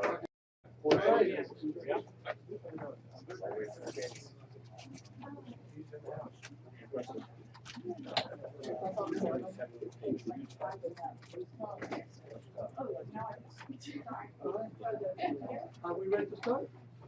Let's with Esther. Okay, the remainder of the meeting, we're going to focus just briefly on the county administrator introduced school side, and then I'm going to turn it over to Dr. Rayleigh to get more deeply into the school's request. And then as we get through that discussion, Barbara and I have prepared, I think the real question you're going to need to be thinking about is priorities and the school's Gibson Elementary School request and the change from prior year, and the need for the middle high school project. We have prepared an alternative, if you will, CIP if the board wants to review that opportunity. But we wanted to start with what we have and what I've introduced first. And so, and quite honestly, from what you had seen in the prior 5 years to the new 5 year, the two major changes in what I've introduced over last year, one, as you will see when the schools spend a little more time on their side, Goodson Elementary School cost, because of the size and scope, and it has increased. The main change in my introduced budget was to the amount that we were proposing for Goodson Elementary, and so we increased Goodson Elementary in my introduced budget over prior year, and eliminated the middle high project here in the 5 year to try to fund their top priority a little higher.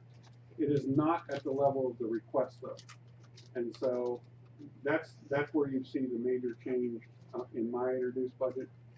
To even at the number that I have projected out, the 24 million versus the 20 million, that would require a change in scope over what the school requested.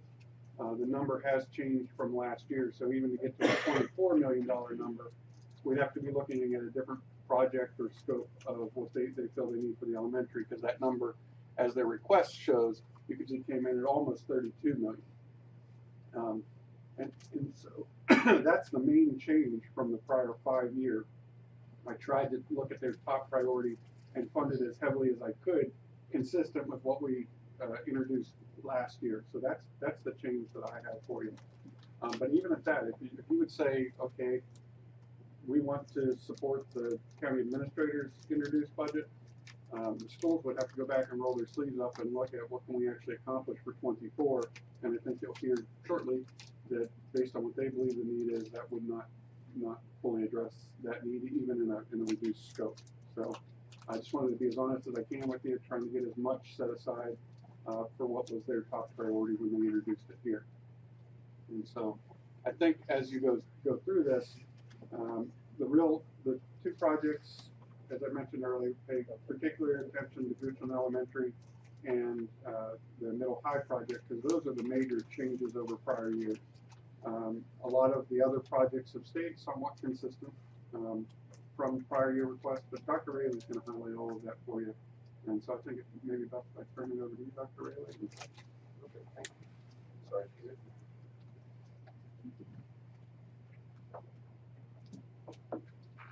And you are March 12th.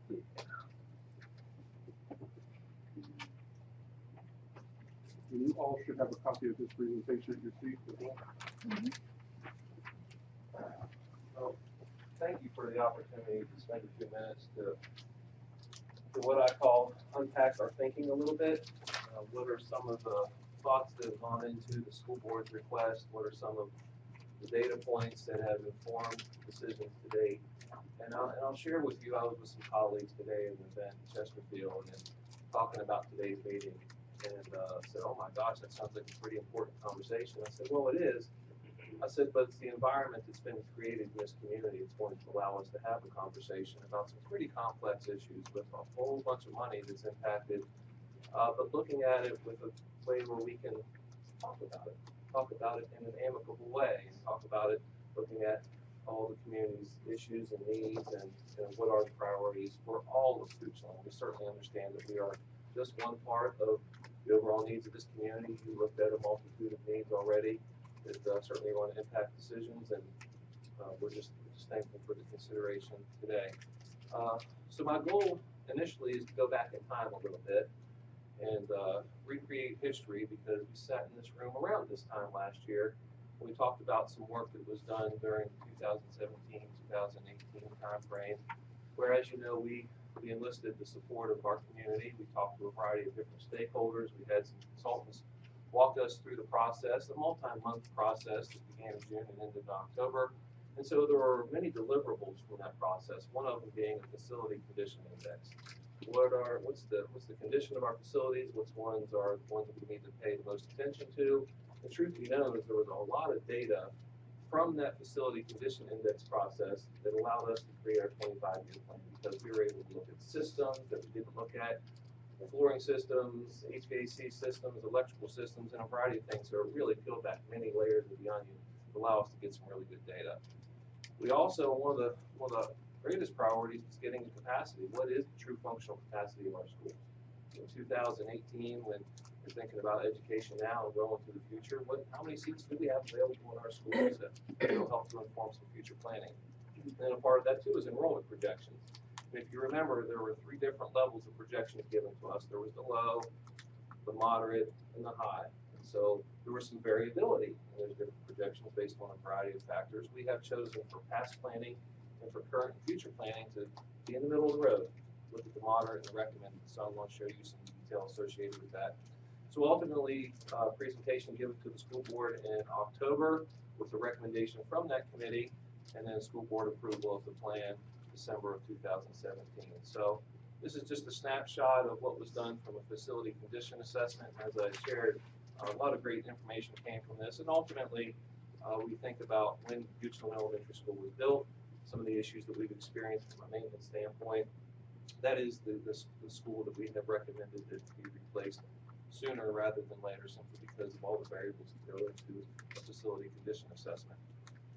So as we talk today, how much capacity do we have? That's certainly a very important variable. So when you think about all of the seats that are available at our elementary schools, east to west, we have 1,038 seats that are available, and that assumes that we do not have any trailers on site. So that's looking at the actual physical structures without any trailers. When you think about the educational adequacy and what the capacity is, it's 1,038 seats. Regional Middle School, right under 700 seats. So when you think about the high school capacity, it's a little tricky, because the actual physical structure over here on Bulldog Way has a capacity of 916 students. But the capacity of GTech right next door is 72. So you would think that if we're going to continue to have comprehensive programs, that we would combine those two capacities together for 988. The total across the school division, K through 12, is 2,721 seats. So at that point in time, we used projections that we received May 31st of 2017 to inform some board decisions on the long-term facility master plan. And this was the data that we used at that time. Again, we used the moderate and recommended projections given to us by our consultants. And this was the recommendation coming to the school board at the time in October from the steering committee. If you think back a little bit, that was a recommendation of a two-phase process. The first phase included a lot of projects. The first phase included not only a new Goochland Elementary School, but it also included renovations to the high school, including an expansion of 30,000 feet for a career and technical education and STEM center. It included an auxiliary gym, a wrestling room, and some interior renovations, as well as to the middle school and to the high school. That was also planning to abandon the current Goochland Tech Center. A new Byrd Elementary School was in phase one of that recommendation at the time, with a new Randolph being in phase two. So the school board certainly honored that work. They reflected on the work that had been done by the committee, and certainly we were having conversations with the county at that point in time. And then as we transitioned into December of 2017, the school board kept many of the recommendations of the steering committee work, but also made some modifications, really to include taking the Byrd Elementary School project, not doing that in the first couple of years of the project, but putting it, I believe that was in 2028, and then pushing the Randolph project out a little bit further to 2033, so that we could space the projects out a little bit. But some highlights of what was approved by the school board at the time was the building of a 500-seat elementary school in Goochland Elementary School, and during that same fiscal year, it was a significant expansion of the high school to right under $13 million. So that was what was presented to the county supervisors at the time, and through the budget process last year, there were some adjustments that were made, and that's what you saw in the documents that Mr. Podesta presented to you. So a little bit of the process, but the real reason why we're here is because we're now facing some differences. What happened between last year and this year, this is really where I want to dig deep and start to look at some data and hopefully answer some of the questions about why. So annually, we like to update our enrollment projections. It helps us for capital planning. It helps us for the operational budget. How many teachers do we think we might need in the future? It just helps us from an overall budgeting standpoint. So the previous report was in May of 2017. Went back and received some new data. And so what we have used for planning at this point in time is a report dated June 27th, 2018. So those numbers really don't mean anything until you start to look at the differentials between 2017 and 2018. Again, we're using the recommended level by school for our planning purposes. So this is where we compare 2017 numbers to 2018 numbers, and you can see pretty much across the board, there was an increase each year, pretty much at every level. Some schools went down just a hair, but overall you can see comparing projections from one year to the next, there was a significant increase. So we started to think, well, how does this impact our capital plan that was presented and approved?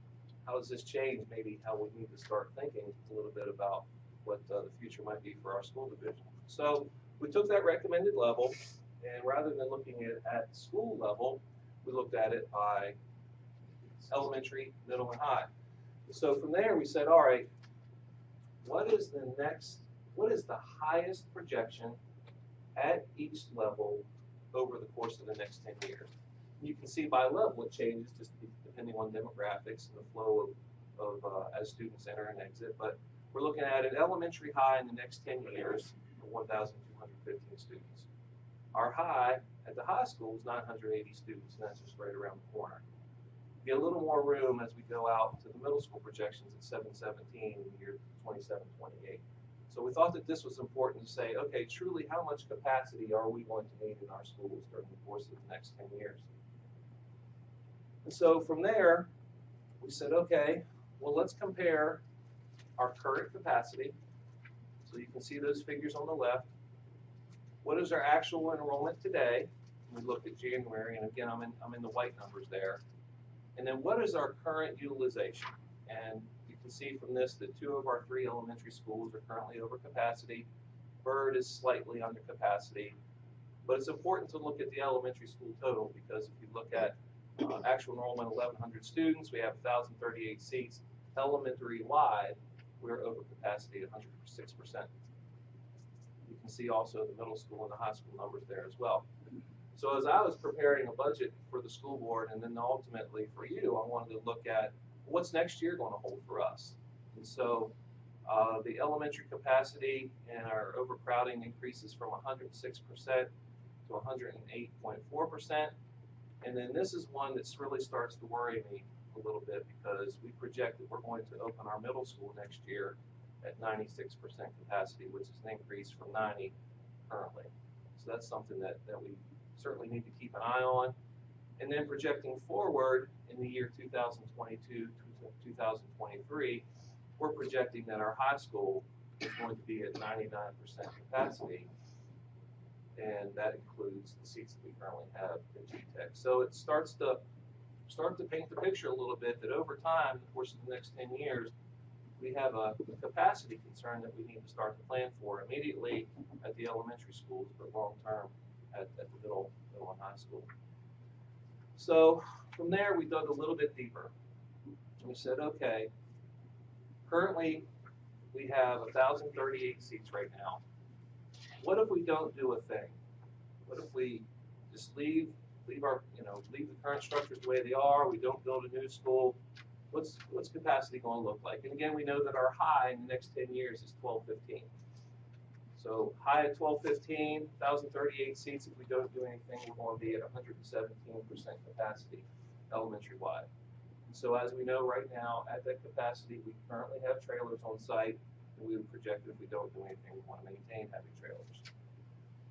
The current plan, as you know, includes 500 seats at the elementary school. That's what we've priced. That's what's been advertised to this point in time. So I said, okay, well, if that's what's funded, and let's say that we open up the school in 2024, the fall of 2024, at 1,215 students that year, at a 500-seat elementary school, we're going to be opening up that school at 99.5% capacity, and we would expect that we would have trailers as we open up a new school. So, needless to say, we wanted to look deeper into that, and that certainly would not be a good use of the resources provided to us by our community. And so we started to look at a 650-seat elementary school. And if the new GES was 650 and all the other variables stayed the same, we would open up the new school in 2024, 2025 at 88% capacity elementary wide, and we would not have any trailers on the site. So needless to say, that would give us some flexibility for future growth. And then we need to be transparent today and in the future with our community that a boundary adjustment with either a 500-seat elementary school or a 650 elementary school is part of the equation. Because certainly we would be pulling students away from either Randolph or Byrd or both, so that we could alleviate some of the crowding that we're experiencing at those two sites already. So I want to just be transparent and make sure that is part of the conversation. So this started to get us to look at the 650-seat option, knowing that it would provide a lot more capacity for us. So we started to look at the costs.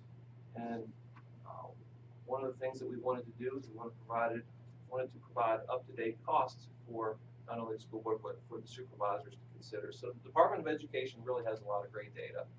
And so we went back and we looked at 2017, 2018 costs for new elementary schools.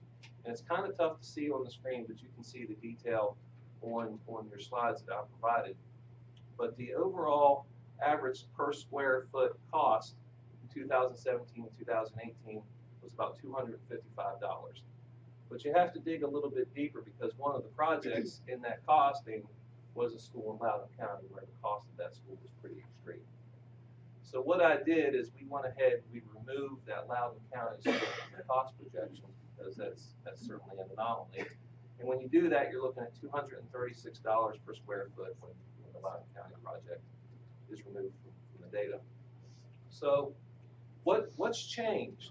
And yes, the cost data has changed, the size of the school has changed, but there are some other variables that have changed as well. So when the school board approved their plan on December the 12th of 2017, you're looking at an overall cost per square foot to include construction, technology, furniture, any sort of soft cost at about $265.40 per square foot. And at that point in time when we built the plan, we used a 3% inflator. And at that point in time, we were inflating that cost over the course of 3 years because we were thinking, well, a bond referendum might take place whenever we wanted to open up the school. And so we used that as a placeholder, which you could see ultimately impacted the overall cost of the project. So taking that $236 per square feet I showed on the previous slide, I rounded it up to $240. And architects are telling us that you should account for a 20% inflator when it comes to soft costs, which gets you up to $288 per square foot. And then factoring in an inflation rate of 5%, now over 4 years versus 3 years, because it certainly depends on when any future board may go through a bond referendum, the combined inflation rate goes up significantly. So as you know, you manipulate different variables in this equation that impacts the overall answer. So when the school board approved their request in 2017, you can see the figures there in white that were used. It was a 71,000 square foot facility, 5,000 square foot preschool building, total of 76, and you can see the overall costs associated with that. And so before the board made any sort of decisions, they looked at a couple options. They said, well, okay, what's a 500-seat elementary school based on new construction costs? And you can see even if we kept it at 500 seats, the cost goes up to $26,000 and change. And then the board also said, okay, let's go to the other end and let's look at a 650-seat elementary school. That's on the far right. You can see the cost there. And then we also looked at what would happen if you built a school that had a core to handle 650 students, cafeteria, gymnasiums, those kind of things, but build a facility maybe somewhere in the middle that allowed for future expansion. And so that was presented to them as scenario B. So after deliberation, the board ultimately chose to forward a recommendation to you of option C, a 650-seat elementary school that would provide the capacity needed for 2024 and beyond. But as the board was considering their request to you, they wanted to go back to what they requested in December of 2017 and use that as their base for your consideration. Rather than using what was approved by the supervisors in April of 2017, they wanted to go back, or April of 2018, they wanted to go back to the base that was approved in 2017 by them. And so you see in blue numbers where those base figures were in their initial request. The red numbers are where there were some minor prioritization within the fiscal years. It did not have an overall impact on the bottom line. It was just moving the chairs around on the deck, looking at priority. It did not change ultimately the request. The greatest change here is the green number, which is the 650-seat elementary school. And as you can see, the board has requested that the high school projects are funded earlier in the 5-year plan than what is in the current proposal by the county. So there are some highlights there. There was certainly a lot of detail behind those numbers regarding what specifics go into those projects at the school and in the fiscal year, but essentially this is the highlight. The board wanted to go back to their initial request and move the high school project forward, and then build a 650-seat elementary school. So ultimately, this is what the plan is over the course of the first 5 years. Their request to you for consideration. We chose to go out 30 years so that we would not have to go through the exercise as often in updating. So we projected our costs forward now 30 years. Certainly may need to adjust and revise in time. We feel like we have a firm 30-year plan at this point in time. So I'm hoping that that provides a little more insight regarding what changed between then and now, some of the factors that were considered by the board before they forwarded a request to you for your consideration. Really quickly, Staff, one of the other things that was done since last year was you had a full study not only on the site, but the traffic implications of either a 500 or 650 student school. And there are off-site, if you will, road improvements going to be required on Bulldog Way to accommodate either school option. And I think you now have those figures better calculated in your projections as well.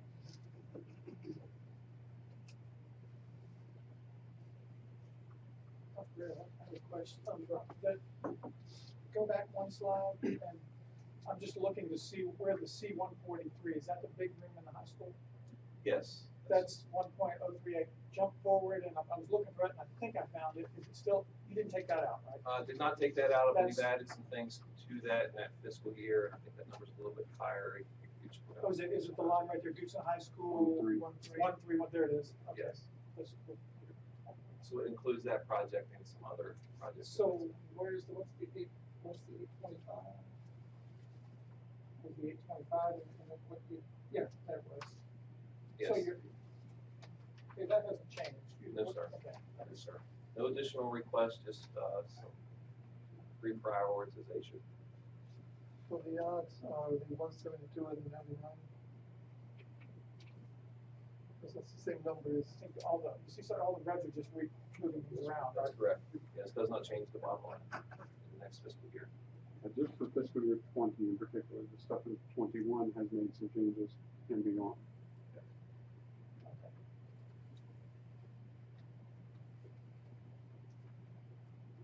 So it's a total increase of how much? It's significant. I don't know the exact dollar amount, but For it's. which portion? From what you, Do you have the total dollar amount? from what it From was? from the 27 CIP, 2017 CIP? Yeah. We can answer that for you. Yeah. It's on that slide, it's the offer that gives us the housing.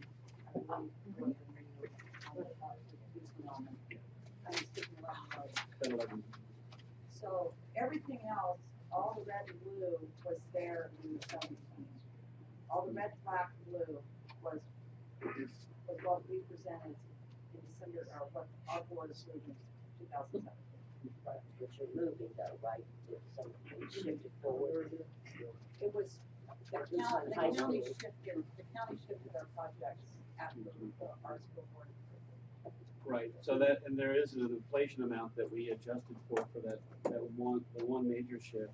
Plus, we were told that the BES project would start later than we had planned in 2017, and the Randolph project would start later as well, which would make those buildings 69 years old and 74 years old at the points that they would start. And so when the board of supervisors push these things down, did you all adjust for inflation in those? Well, when we came back with the new number for what would have been option A, it would have included the inflation adjustment for that year, but then we voted in January to recommend option C, so it's included in the new value for the starting year. Sorry. Just to answer your question, the last 5-year CIP for the schools was just around 38 million. As requested this year, it's just shy of 54 million. And just so I've talked to Mr. Alvarez about this and some others, I'm sure have heard some of the rationale in that if BES, if Byrd and Randolph school starts are going to be pushed out a bit to keep the debt service load a little more balanced over time, then the boundaries will have to be adjusted. And so we'll have to pull more students in from the ends, the east and west ends of the county into the middle, which accounts for really looking at a larger school in the middle. If the Bird and Randolph projects would come in from a time basis perspective, then you might not have to do it as much. Although, as Dr. Rayleigh pointed out, there will probably have to be some small boundary adjustments anyway, just because the pressure on Randolph in particular is so high at this point. So what are the cooperative strategies, if anything, did they tell you in June of this year, or last year, that create a difference in their projections? Yeah, I think it's a variety of factors, Mr. Wilkins. It's, you know, economic variables. It's, you know, May of 2017, there were not as many housing starts potentially as there are now. I think it's just it's a variety of different factors, as you would think would influence that. Live birth rates are a part of that. So we had them go back and we said, okay, well, let's look at your projections for September of 2018. Let's look at actuals. And they're within like 1.5% accurate. So I challenged them a little bit on that because I wanted to check their data and see if it was accurate. As you can imagine, the farther you go out, the more difficult it is to project really what's going to happen. There's a lot more confidence in the first 5 years than there is in the next 5 years. But all of this was within the range of what they originally projected for us.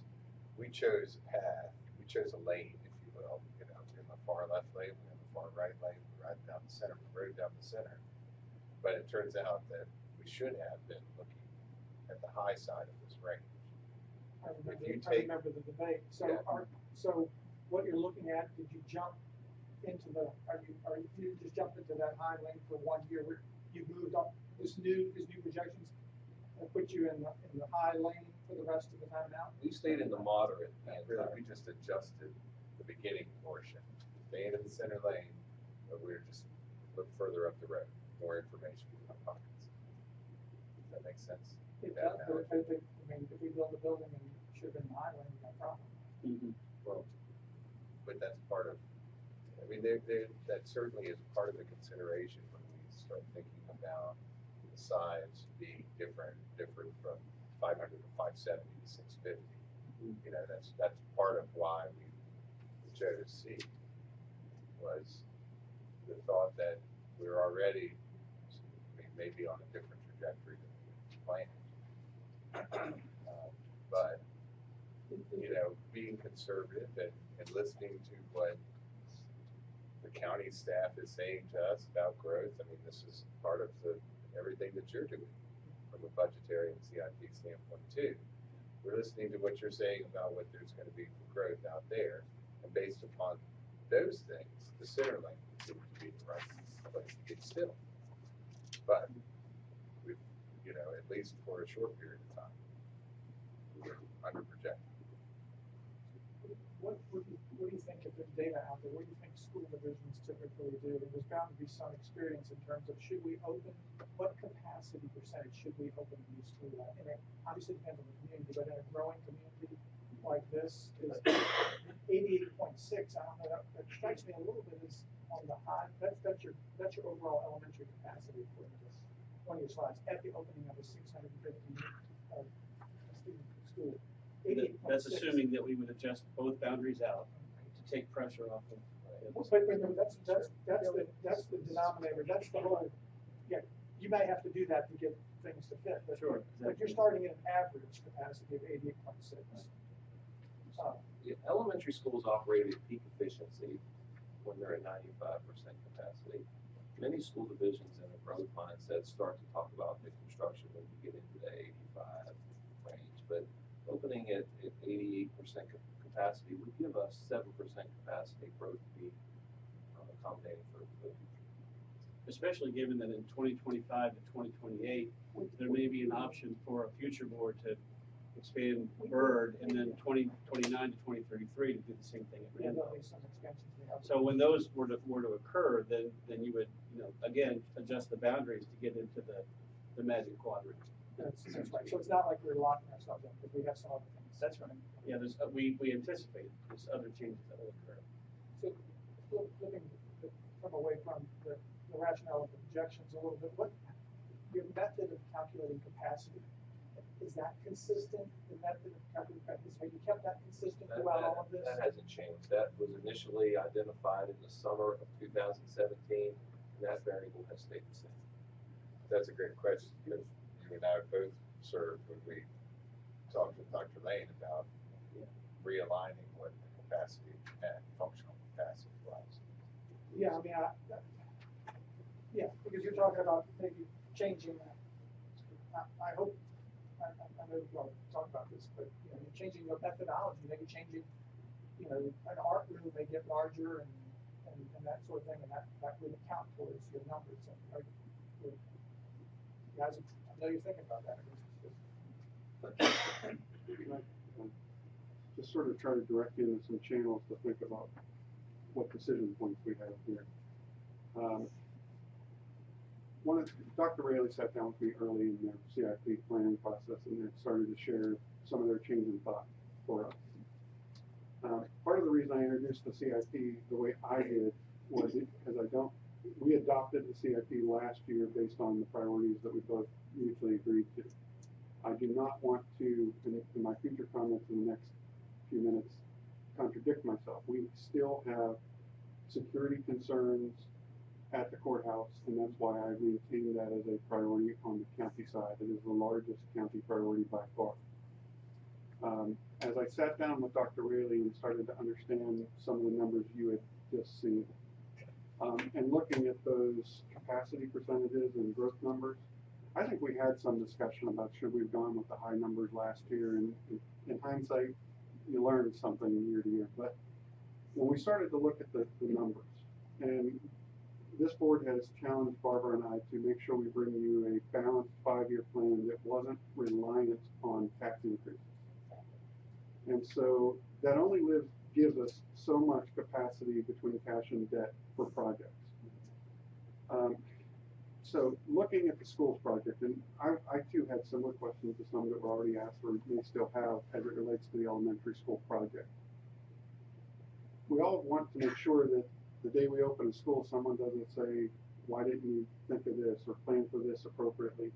And so as we look at the numbers between the 500 student, the capacity to go up to 650 and the 650 number, when we were looking at the budget and looking at, okay, how do we do this? There's only one major alternative is us looking at timing of our courthouse project versus moving the elementary up and also addressing some of the high school needs. So as we looked at some of the numbers that they had as well in their presentation, I think there is a compelling need to look at which one's a priority community-wide, and making a wise investment that will serve us long-term. I think they are both competing interests that this community needs.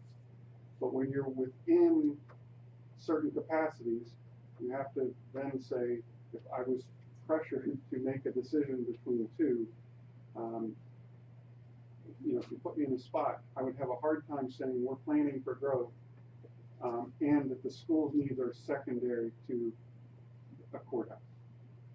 I don't want, but that being said, I need to help give you a framework to make a decision.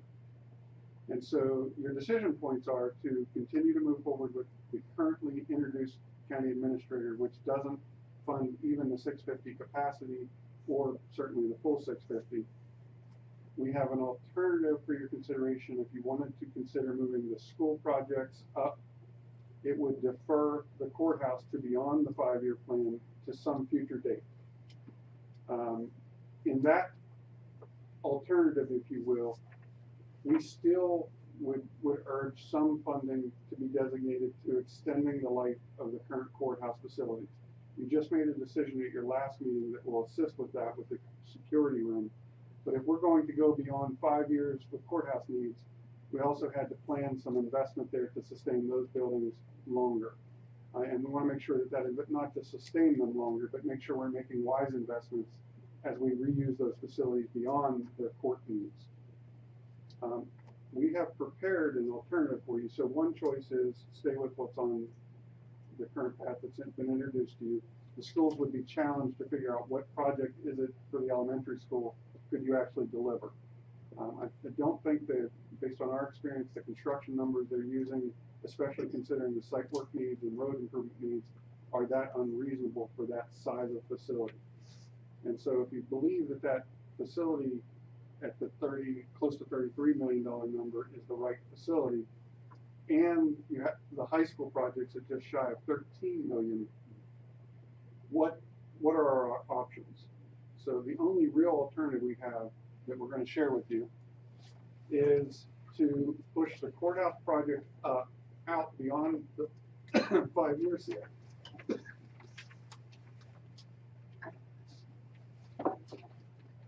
And move the elementary school project up much closer to their $33 million ask and move the high school, middle school project in. It basically balances out very similarly in total debt and cash as we shared with you with what I've introduced already. The alternative you're going to see here now funds all but $2.1 million of the school's request and adds $3 million to courthouse security improvements that would extend the life. And so, as you think about decision points, you can stay with as introduced. You can modify introduced certainly, or consider this alternative, which would mostly fund the school projects. And you got to. The question is okay, even if we like this alternative, it's $2.1 million short. And a logical question would be, John, what's the way to cover that $2.1 million delta? We're using estimates for everything right now. One of the alternatives is wait it out until we get closer and then reprioritize projects to cover that 2.1 now. Or you can modify, there's a couple ways, and I think one, it would be a shared solution. And that shared solution would put some of that burden on the schools to reprioritize some of your needs. I know that the room 143 is a priority for the school system.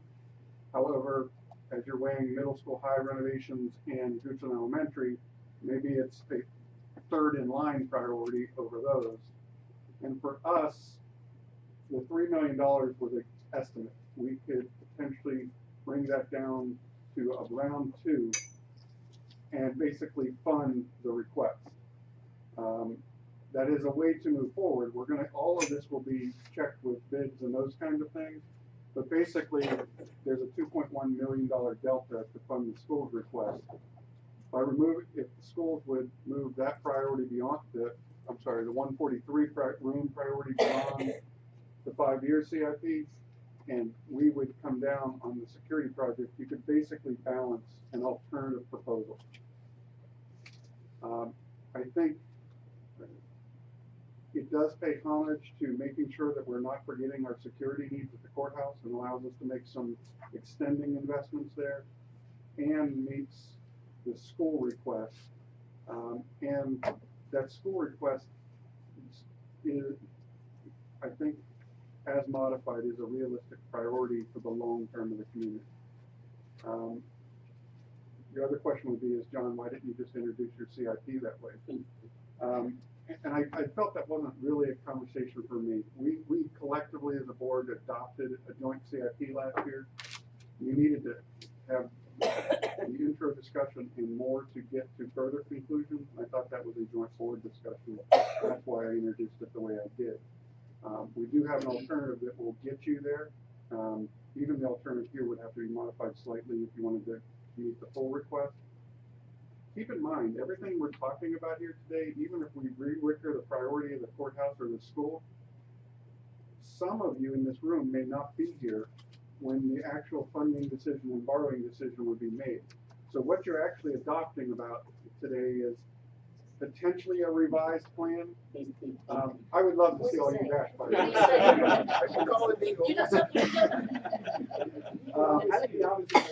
Okay. Unfortunately, there's an election that I don't control coming up. Oh, that kind of beat. So whoever is elected in November will be the sitting board to really make the final decisions on these. But as any good capital improvement plan, it is a longer term developed plan with intention. Because if we do this, I mean, there's a lot of, even to build a school 4 years out from now, there's community meetings that have to be held, and identification of sites and locking in sites and engineering and site work. All those kinds of things can predate actual construction in some ways. That's why this pre-planning is so critical to the long-term process. So I know I've given you a lot to consider. I think your real decision point here is, are you willing at this point to defer the courthouse out with that interim amount of funding? Or do you want to move forward as proceeded? And by moving the courthouse out, it would allow the middle, high, and elementary school projects to proceed as requested by the school board. Or do we want to stay the course with what's been adopted? I dare say both are good angles to take because they're both quality needs for our community. It's just knowing that we have children in trailers today with planned growth expansion, it's hard to press that security and management relationship in the same view as a courthouse, because they're both important needs for our community.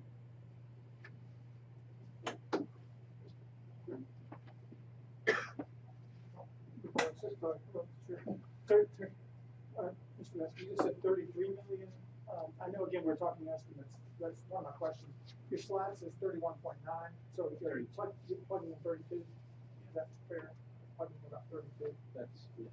And is that's based on what you shared with us earlier, the average cost, not on anything you have any ideas about site work?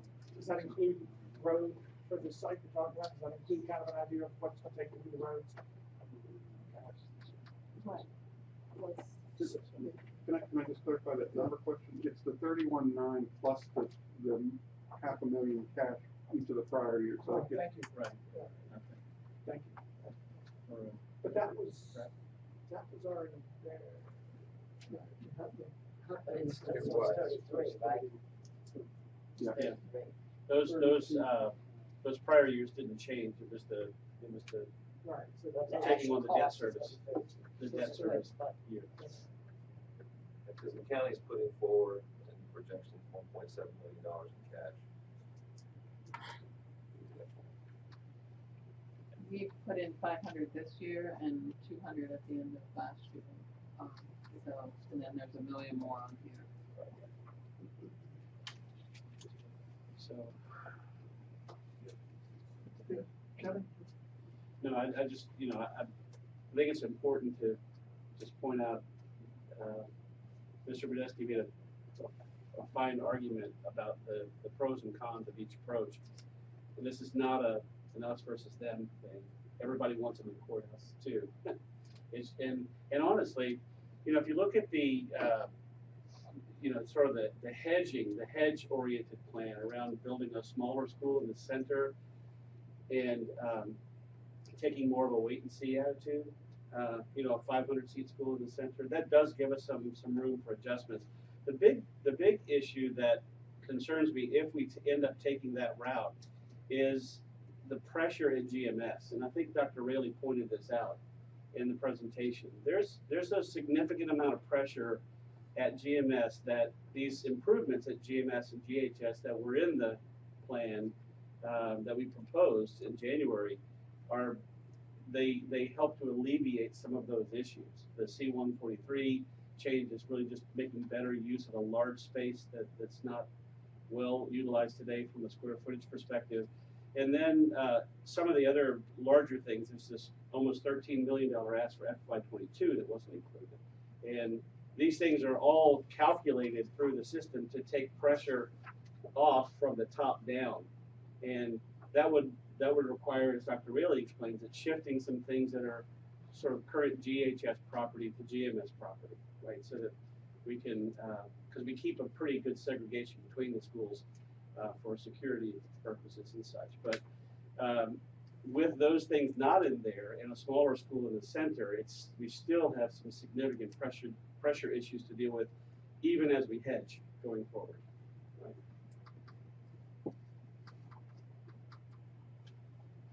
Thank you, Mr. Chairman. So, I'm trying to understand relativities. Right now, to an elementary, has 300 students, 300, whatever the number, 23 or whatever. So I think, so one of my questions is, regardless of whether we do a smaller school or we push these projects out a few years, we're still gonna probably have to change boundaries.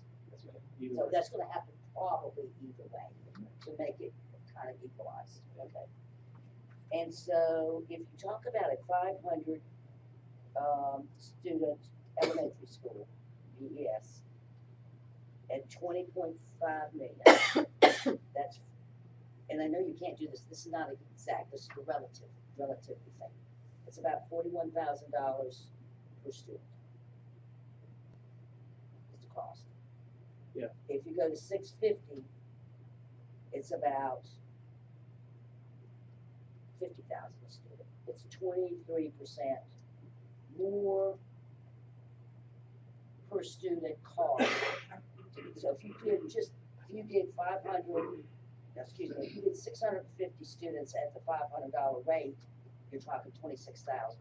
So the difference between 26,000 and 32,000 is what? Amenities, or what is that? I think part of it too is just initial occupancy numbers are different, right?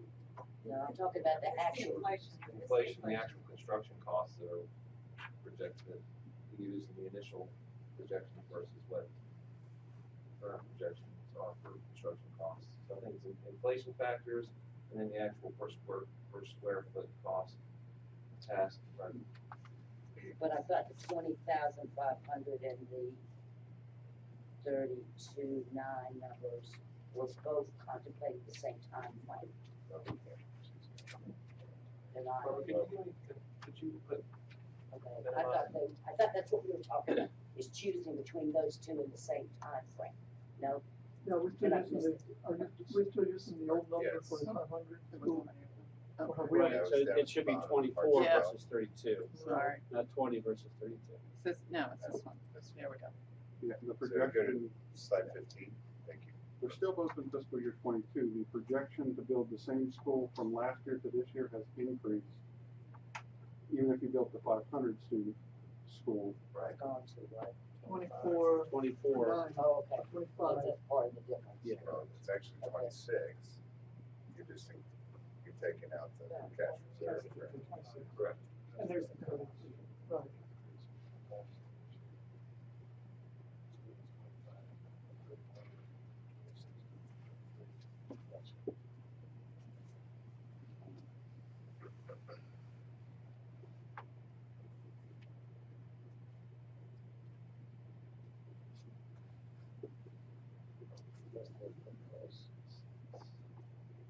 And both of these, estimates, you say road improvements would have to be done either way. Is it the same road improvements regardless of the number of students? Pretty much. So we're A not little bit estimating, different part.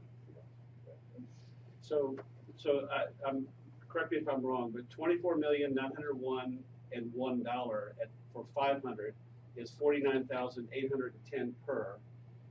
31,906,317 for 650 is $49,086 per. So it actually drops on the larger school by about $750 per. But it's at 32.9, right, for the 650. Yes, 30. It's comparable. It's 33. I mean, That's a good point. It's Yeah, that's a good 33, point. yeah. Yeah. So it's pretty, I mean, but your point is that's pretty comparable, okay. Okay, so I was working off that number. Well, the buildup in the previous 3 years is included on either one. So it does change the ratio a bit, but not that much. Right, right. The other thing, you're changing that core stuff too. So your lunchroom's bigger, your gyms are bigger, your auditoriums are bigger. So all of that changes from a 500. No, My understanding of 570, you build the same core areas, that's a fixed cost. You go to Right. 650, they just build the incremental classrooms. I thought you were referring to the Right, but 500. yet you, yeah. Yeah, we didn't, I mean, we considered option B for the core and talking to architects about a more, a design that's more amenable to expansion. But the cost differential was so tiny, it was, I mean, $1 million difference for the two designs. Almost didn't matter. So you could be potentially bringing, what's my number here? At the beginning, and then as the time goes on, probably move it back out a little bit. There's 323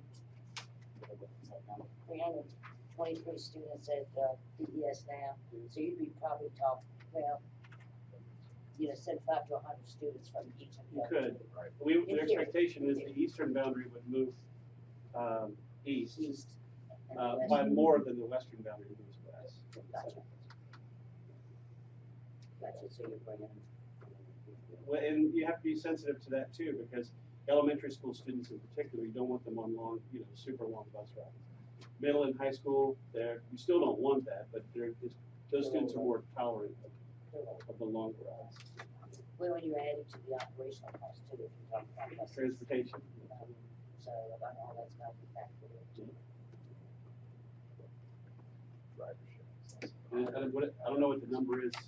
600, is that the magic number where we have to add an assistant principal? Or is it lower than that? I would think it's 500. So there are some higher administrative burdens on schools of that size, if you have the option. But we would meet that administrative burden, no matter which one of these we got to, because it's 500 is the threshold. Oh, that is? I thought it was. Yes, it's 500. But when you reach 500. Right. Right. So then we have to have an assistant principal at that. Theory, delay, depending on. It could. Yeah, Mr. Chair, I'm gonna put on my big picture hat here for a minute, so down the weeds. The increased ask is 8 figures, range over 10 million, like 10, 12 million. Our entire year of county budget's about 25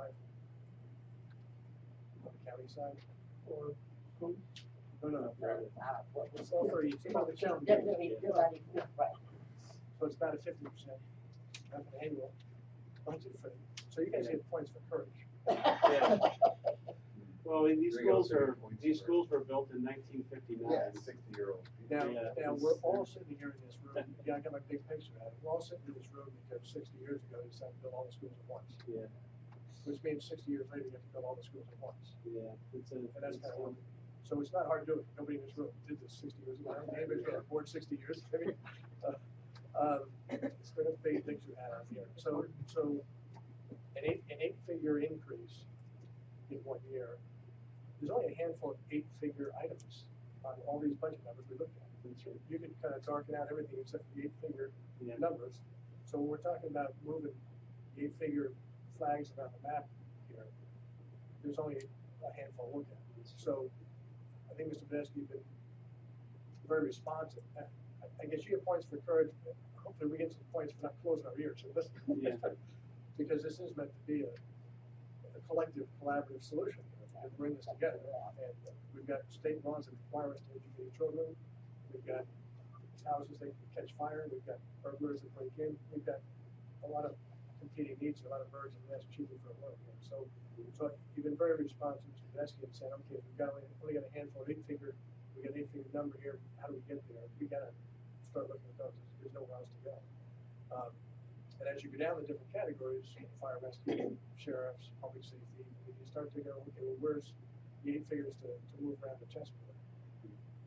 The security issue for us is a very important issue. Security is public safety, it's not discretionary. And we have made some movements in that direction to recognize that and to say we do need to provide for public safety. That is one of our core high priority items for the county. So to keep that one in the budget is important. At what level is a different level. The other things we've talked about is, well, can we buy some time in those 8-figure numbers with some 6-figure solutions? And I think a lot of that's been played out in the schools number. There's only so much you can do to buy more time. On the courthouse side, we've done some 6 and 7-figure fixes to try and buy a little bit more time.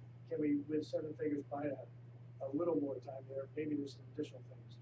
So what are the specific security concerns, if we can maybe look for ways to address those specific concerns, and not so much the aesthetics or the regular square foot, but what are the safety, and focus on that, and try to address those with some measure, I think would be important and a key element. But I think, again, we're all in the same room for the same reason, and we're all trying to get there, and it's very clear to me that the schools have a greater need today than they did a year ago or 2 years ago. And what can we do within the confines? We really have, as you pointed out, Mr. Podolsky, we can go to cash, debt, and there's only so many places we can go to try and find resources of that magnitude. And we're pretty much playing that out in our projections. So that becomes moving things around. So that's why I come back to, now, having said all that, Mr. Podolsky, why don't I just skim to the answer? It's been very helpful for me, and very instructive for me, I guess, the rest of us, to go through how did we get here? Because it's interesting, it's not germane, it doesn't matter how we got over here, and we'll deal with it. But for me, it's been very helpful, so how did we find ourselves here? It started 60 years ago, then last year. So thank you for bringing me, otherwise we'd have a lot of questions about how did we get here? We've answered all those, we get behind us, how do we deal with the problem going forward? So, I'll take the big picture hat off. We can't get down to the, okay, how do you fund all this, but, there's always so many places we can go for that kind of, that really magnitude. I guess, just refresh my memory, what did you, it's not on this updated sheet, this is the courthouse, this is the 20. What is the plan, so it's for the, what do you say is going to do each year for the courthouse? Just In the revised proposal, is how much for the courthouse? I'll answer your question. Let me just talk about the process a little bit more, if you don't mind, because at this point, if the board would like to amend my introduced CIP, we're going to introduce it as an amendment when we go to the budget public hearings to answer. So that's the process side. To answer your question, the only thing you're seeing here is truly an amended school CIP. So it doesn't address where that courthouse piece is. There's only really two projects. There's the one in the current year that you just authorized, $650,000 for the security improvement. And then in the same, correct me on the year, Barbara. FY24, we have, and it's not showing on here, but we would add $3 million to the courthouse project, and then the actual courthouse construction that we had in your current CIP would get moved to 2033. So it's 3 million to answer your question. You don't see it on there, but we would see everything. This is just schools. So the 23.5, the 23.5 is FY23. That's going away. Correct. Correct. That would move to 33. In year 24, we would add $3 million for the courthouse, and by doing what you see here for the schools, it balances that out just as if the courthouse wasn't removed. From a dollar and cent standpoint, it rebalances the CIP to take care of the school. Are you going to keep the $500,000 in this courthouse every year for the next 3 years? Is it $500,000? As of this conversation, yes, because we owe ourselves back for just purchasing the infant care building, and if we choose to acquire any other property, we would have funds. So that's needed in preparation for future building.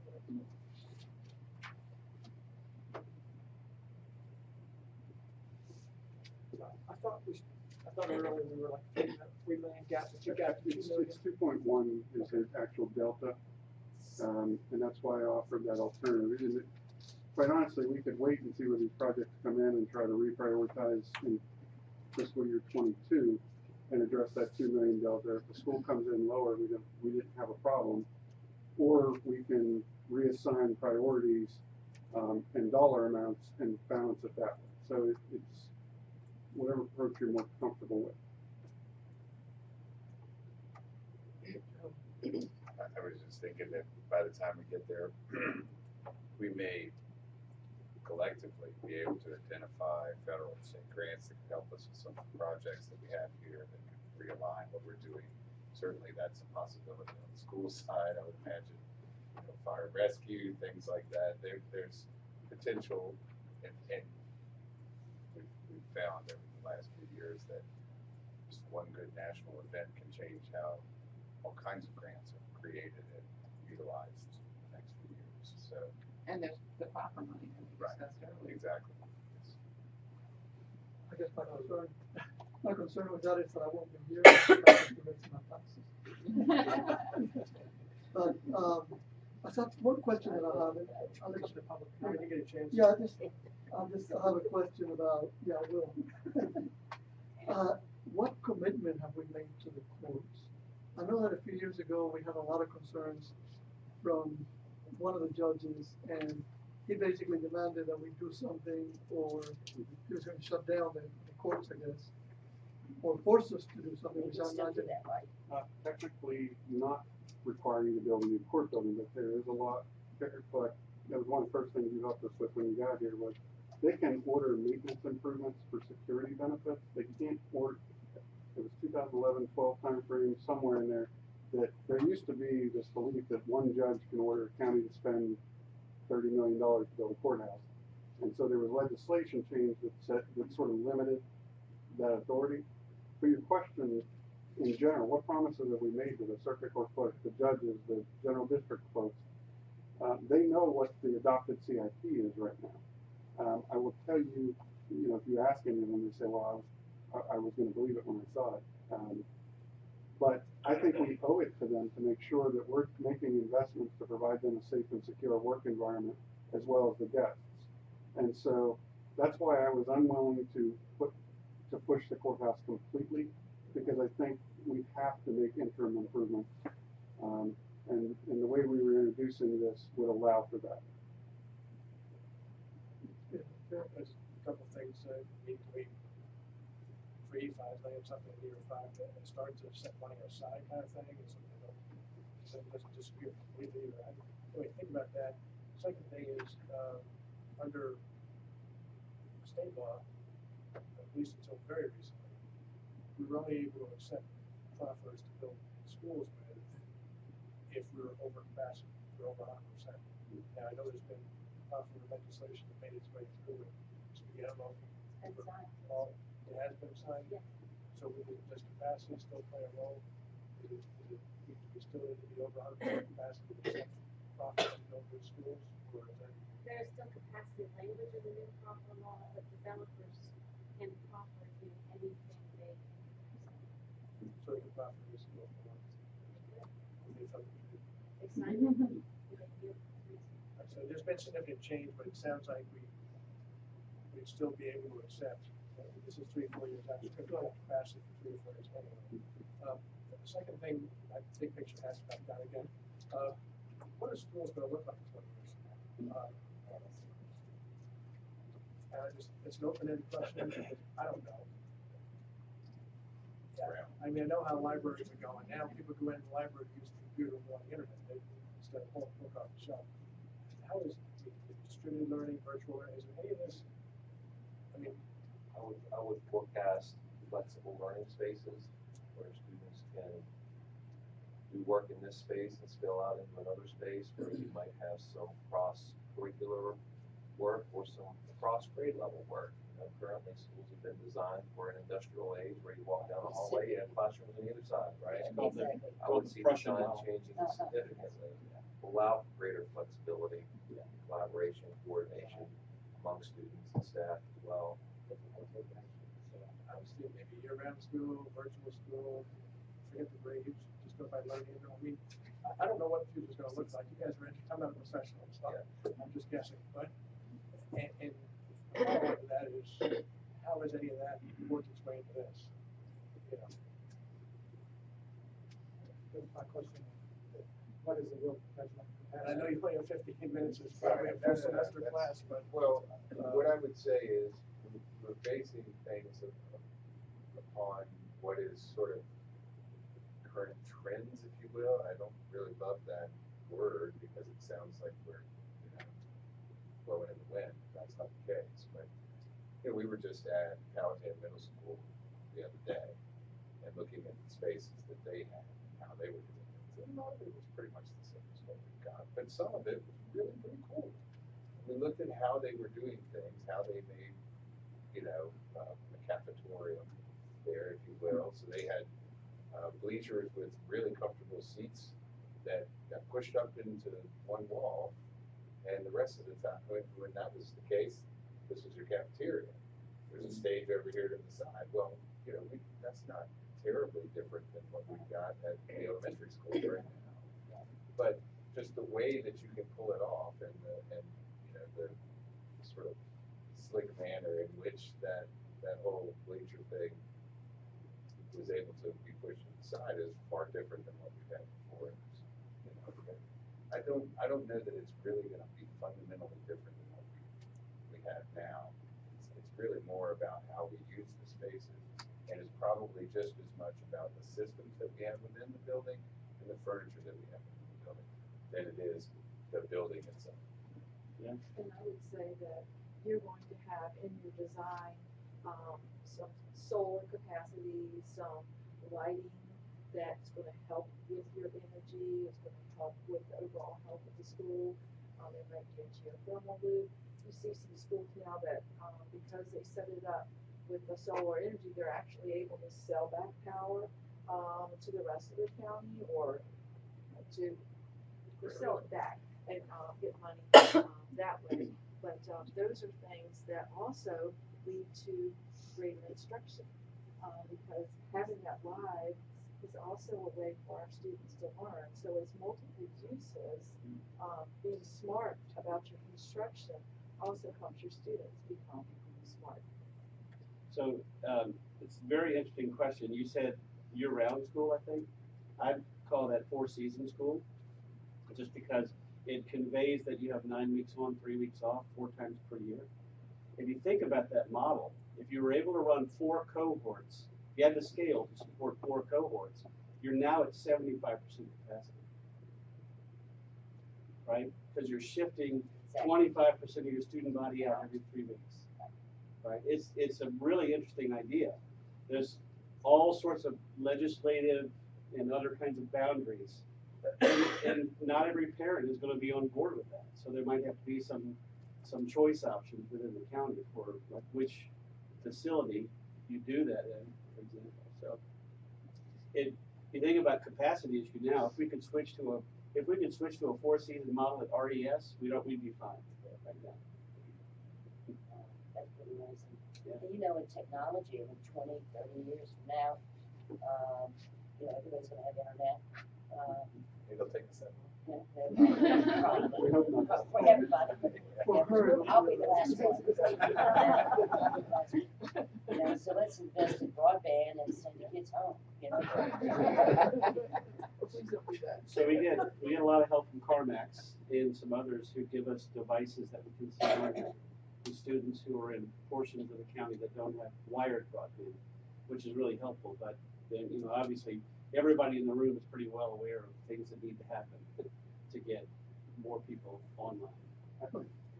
Again, given the sense of time, I think that's a question that probably would be fun to even have after the meeting.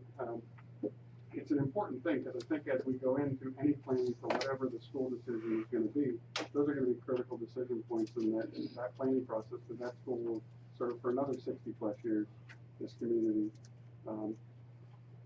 I would, just to give you some food for thought, I'm not sure I'd get hung up on the 2.1 million delta. We could move forward with the amended choice. We have 3 in for the courthouse.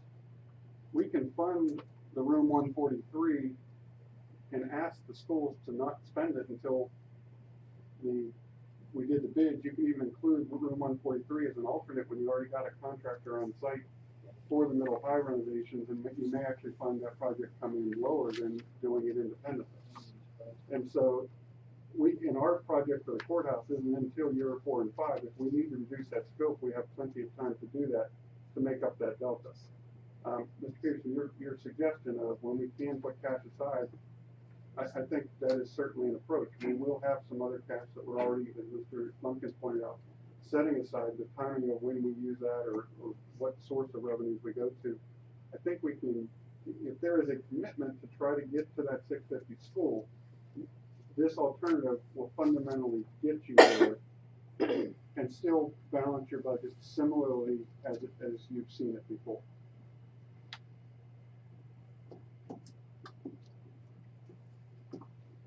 I don't want to put you on the spot, but if you're comfortable moving in that direction, the way this would move forward, if you're not, to say I need more time or not, We have 2 and 2s. We have 2 and 2s, and some of my, and I don't want to put anyone in a corner, but you got the experts in front of you here. Barbara and I will do our best to jockey any information you want. It's gonna, at some point prior to the evening of the 2nd, we have to have amendments to share at the public hearing. And so if you're looking to make any changes to the introduced CIP, we need those prior to that time. And so this is an alternative to get you there. Ms. Lashlet, we will certainly provide you 1 to 3 million in it. It just, from a bottom line standpoint, the total numbers don't change. It's just projects that have changed. And so we will certainly have that available for you by 2x2s. And so, Mr. Chairman, Quick question. Mr. Vesky, this amendment, these changes, if you go back to that pretty graph with the blue and yellow, does any of that change? No, it's the same debt, same amount of debt, so it's still 53 million. So the timing and magnitude haven't really changed with allocation. And this is absolutely no tax increase. no tax increase is how we project it out to 5 years. And what happens if there's a downturn, and we've got, let's see what year we're talking about. You have basically 3 years before you, a minimum of 3 years before you borrow to make a U-turn or a left on any projects. So if you're in the mid, I mean, if you have already borrowed and awarded contracts, you're in a different scenario. But if things drop out in the next 3 years, you can defer projects at that point. Actually, you really got 2 years. What revenue estimates are we making for this? The revenue estimates are basically that chart that we showed you, that we're projecting certain amounts of cash to fill into the 5 year. This is our debt capacities with other debt dropping off, so it's just shifting debt capacity that's freed up from debt being paid off to new debt. The assessments, I mean, if we have a downturn, it takes a while, but the assessments come down. So, we are saying 3% for next year, but 3%. yeah, but that's compared to the very healthy. Right, this year was exceptional. Right. So, You said you grew it at 2%, right? 2% growth. 2% growth, that was our inflation factor. But growth in revenues, he's talking about growth in assessments. So this year we had 6% natural reassessment growth and 3% new. So really we had a total of 9%. So I'm using 3 as total for next year, so I think that's pretty conservative. Yeah, we would not even begin to bank on another year like this, but it's 3 in total come next year. Does this change if we amended CIP, does it alter the debt funding mechanism? It's still $53 million in debt, so it wouldn't. Oh, the mechanism, you mean as in, I mean, that's totally the next board's decision, but we have suggested that, you know, you would want to have a referendum and then issue your own general obligations response. And that's your recommendation no matter which Correct. CIP we adopt, okay? And then, last question, a lot of the projects that are either moved dirt or going vertical, is a lot of that even here, or is that just wait and see? Are you talking about the private sector, Yes, moving dirt? the commercial. It's built into the 3% that Barbara talked about, but it depends on the pace of some of those. You haven't really done a project by project, Yeah. just 23, somewhere 3% of that. It's much different, so much better. Okay, so the approach on that is not. I know you folks are like hard cut off. Is there any need for us to stay together? Or you know, we can pick it up? You got a 30-second question for us. Yeah, just, I mean, Because Jay, this is one of the special things about Houston County, the school board and the supervisors can get in the room for 2 hours and nobody's gonna hurt them.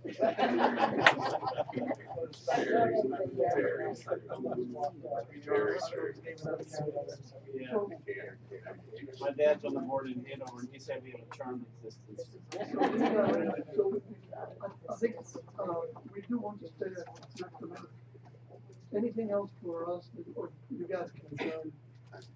If you like. Yep. Well, we'll recess. Oh, yeah. Right. 3 minutes. Sounds good. No, we're taking another 5-minute break. We're just taking a break. So what are we, No, I'm sorry. It was my request to ask you to stay 5 minutes longer. Oh, now we go break. I had asked first, and they kind of said no.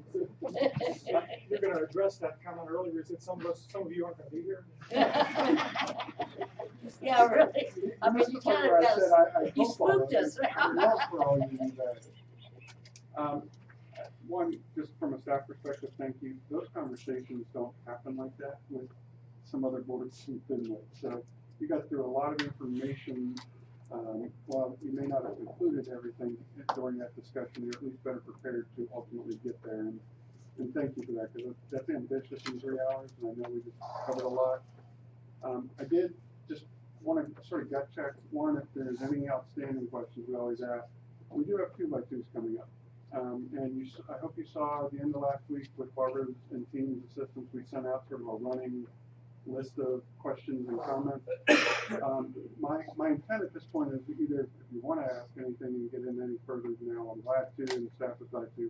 My intent is that we have time carved out in 2x2s just to revisit some of those items and sort of gut check which ones you may want on the amendment discussion. On the April 2nd, we will have more in-depth discussion on amendments or changes that's been discussed. And then you will hear in whatever leaves that 3 o'clock session will be brought up at the public hearings in the evening. My real question for you is, at this point, we have 2x2s, you have your town halls, and then you have the April 2nd meeting. Do you feel at this point you would like an additional meeting, or do you think what's already established will accomplish what you need to? And again, that alternative meeting would be either April 20 or March 28th or 29th.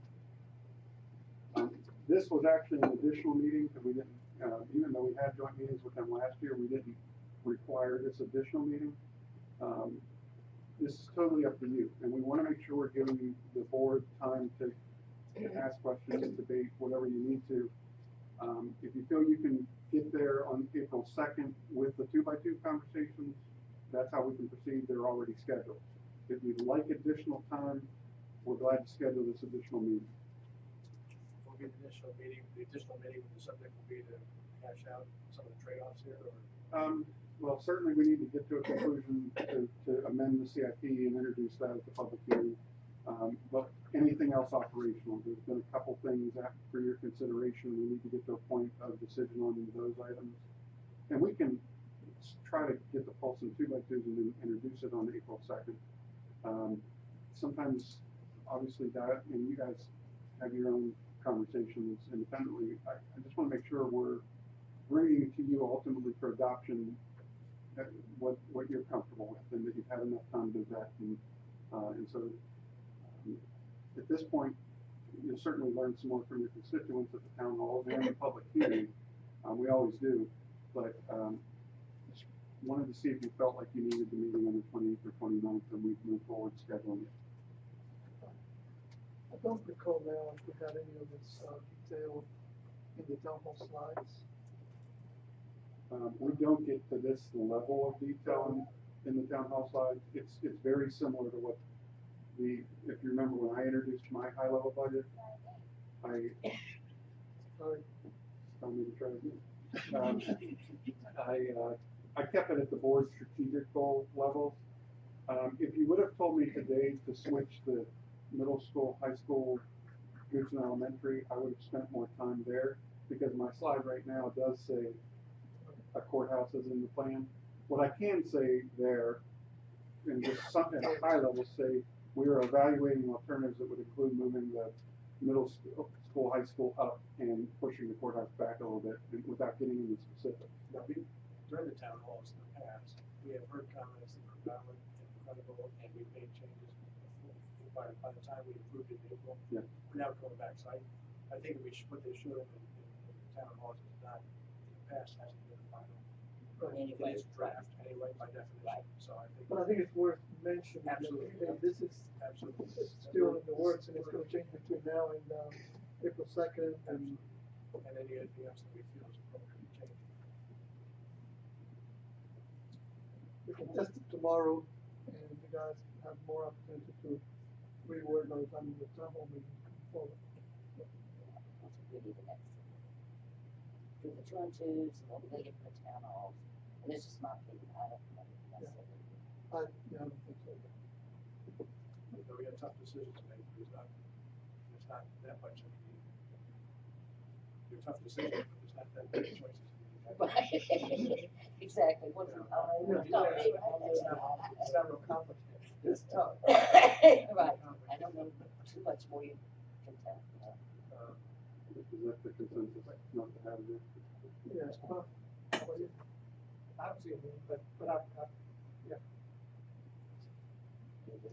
I agree, yeah. And I know it feels a little pressure and stress this time because we got behind in the budget process. I mean, next year and last year, we're out in front of this, I get that, but I think we can still get there. I know there's other big projects. I don't think we got a lot. No, I know, No, I but suppose. I know those other projects push things back a little this year. I think we can still. We'll figure it out. Our offer as staff always stands. If you have more detailed questions, we're willing to set aside the time and have you come in independently or in twos, to do any further discussion.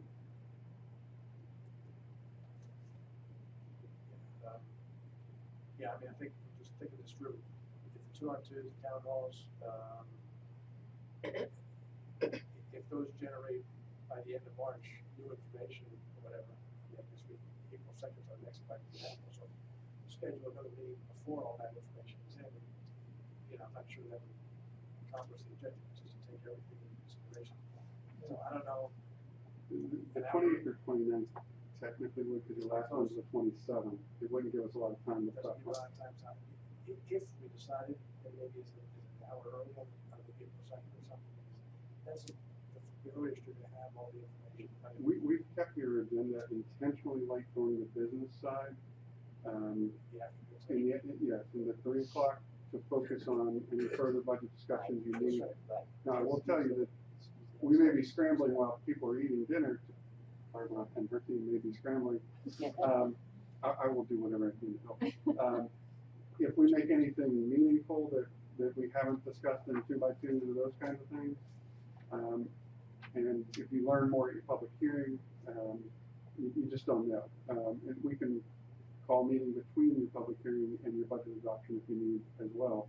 You have 2 weeks from that meeting as well. Public hearing for the budget will be the beginning of the 2nd, Yes, sir. and so the citizens can come forward at that point. But, okay. And we'll approve it on the 16th. We approve it on the 16th. So you just have a public hearing and not approve it. Right. That's Still 2 weeks 2 later, weeks. so what Still, can be done in those 16 days? Can any changes be made? Without having to hold another hearing? As long as there, from a legal standpoint, that it's not uncommon for there to be some kind of amendment that you have to introduce them. You can't raise your total budget up, so you're making cuts and changes within the total. And so you have some flexibility to still change after the public hearing. I mean, you're not going to raise your total budget. You're working Raise the total budget. total dollar amount that you've advertised, nothing that would have a tax implication. We'd be working within the boundaries of what was advertised at that point. In terms of revenues and expenses. Well, it would be, I mean, it is possible though, like, for, I don't know, something very unusual to happen, and the state said, oh, you know, we're giving you so much more money. You could amend it for that, so you could increase your overall budget, I think what, Mr. Tedeschi was referring to is, you couldn't increase your tax rate and say, oh, we're gonna get a whole bunch more money because of that, you know, because you already advertised your tax rate and you can't go any higher, but amendments do sometimes. Can you move some things around? Oh, yeah, Change your. and amendments do sometimes you know, if you all of a sudden found out somebody found gold under one of Derek's parks, you know, then we could amend the budget for that, but. It doesn't place additional financial burden on local tax rates, you know, for that happen. So presumably it's a material threshold for this material change, or it's not, but if it's a material change or particularly placing additional burdens, then that's something taxpayers should have a chance to look at. It's a great, so I'll do that. John, just a quick question, and I know we've talked about this before because we consider the operational piece of the schools, and I'm focusing back on the schools again. So do we have an idea of what the new operational cost would be in addition to a school once it opens? Realizing that there is shift in staff from the existing schools to accommodate, but the added operational costs and how those would factor into its subsequent school operating budget. Yeah, and actually it's a good question because it came up in my conversation with Dr. Rayleigh earlier that yes, and it's not as dramatic as you would think when you think a new school fee, even the size, because some of the redistricting is going to shift potentially even teacher resources that we're supporting certain numbers of students at these other schools. He shared with me there may be an additional administrative burden because of the size of the school. He shared that with you here earlier on the principal side, and they are incrementally dealing with the growth countywide now, and so I don't. There won't be a balloon at the end that says, okay, you approved the school, but now you got to approve 500,000 worth of additional operational expenditures. I don't think it's going to be that kind of telling operational expense. Is that answering the question? Yeah, because you're going to have another structure that's going to require all of the usual operating expenses of an existing structure. So electricity, all the whole nine yards. Yeah. Water, sewer, well, they build if you build it out here. Yeah, the unplanned cost at this point, and we've planned it for a future space need, is the vacancy of the building. And so I think we have some of the renovations built into the CIP, but maybe, but not full operational capacity of the Houston. I don't think that's in the 5-year though. No. And so after 5 years, if and when we renovate Houston Elementary, when it becomes vacant, there will be a cost there we'll have to think about and plan for. But even, think if everything, if all the stars align, and one thing we didn't get into here today is the capacity to manage 2 major construction projects. And by the nature, and we do it this way because you end up thinking about the total borrowing and your capacity borrowing wise, but in some ways it may be best practically to bid one project 1 year, another year. We need to think of the consequences of the borrowing. Does it make sense to do 2 different issuances? It wasn't really worth getting into that level of detail and who manages the projects and how's that all done. That's still a piece that will have to be decided, and that's a big issue. Schools, I mean, if you think, Mr. Lincoln, you were on the school board when they just renovated Houston Elementary. That was a nightmare. Try to build a brand new school and renovate an operational high school middle while it's operating. Yeah, we'll build them. The firehouse is on us, but at some point we're going to figure out how you actually manage the actual ability to build these things. That's no small thing. No, that's down the road, but that's huge. And like just animal shelter, we have external construction representatives for us, and that project in size and scope is 10 times, not 10 times as big, but almost. And so it's a very important point. We talked about how it sense of balance in the budget reference expenses. We've got the capacity to manage multiple projects in our work, just the sheer size and scope.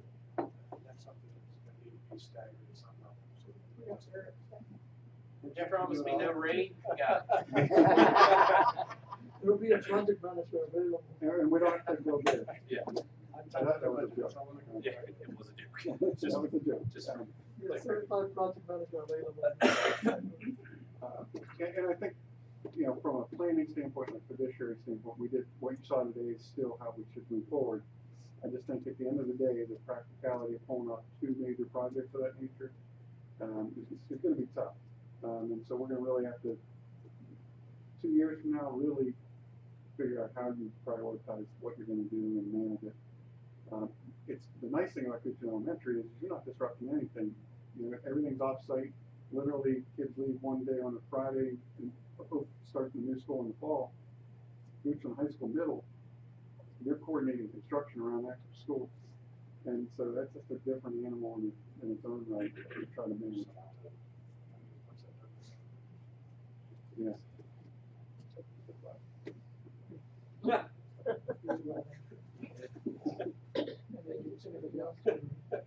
That's all. We'll move forward with the meetings as scheduled, not add an additional meeting to you. And right now, you have the list of what we'll be talking about in 2x2s, really.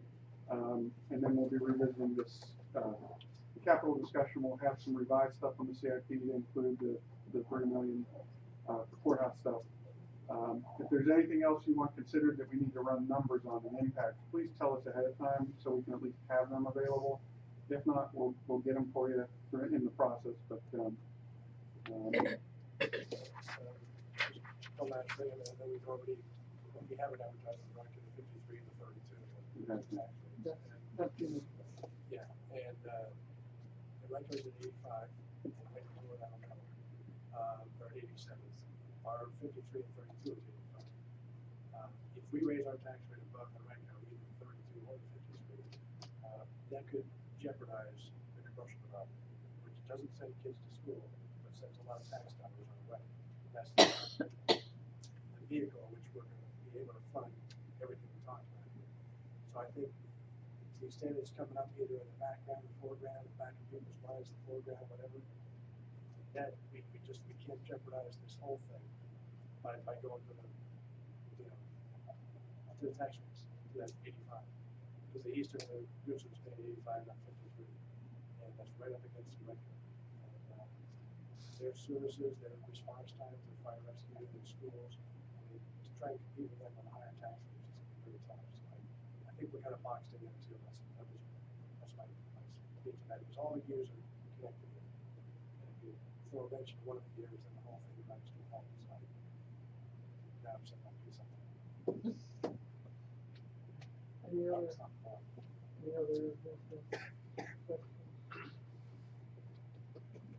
Nope. All right, we'll adjourn our meeting to April 2nd.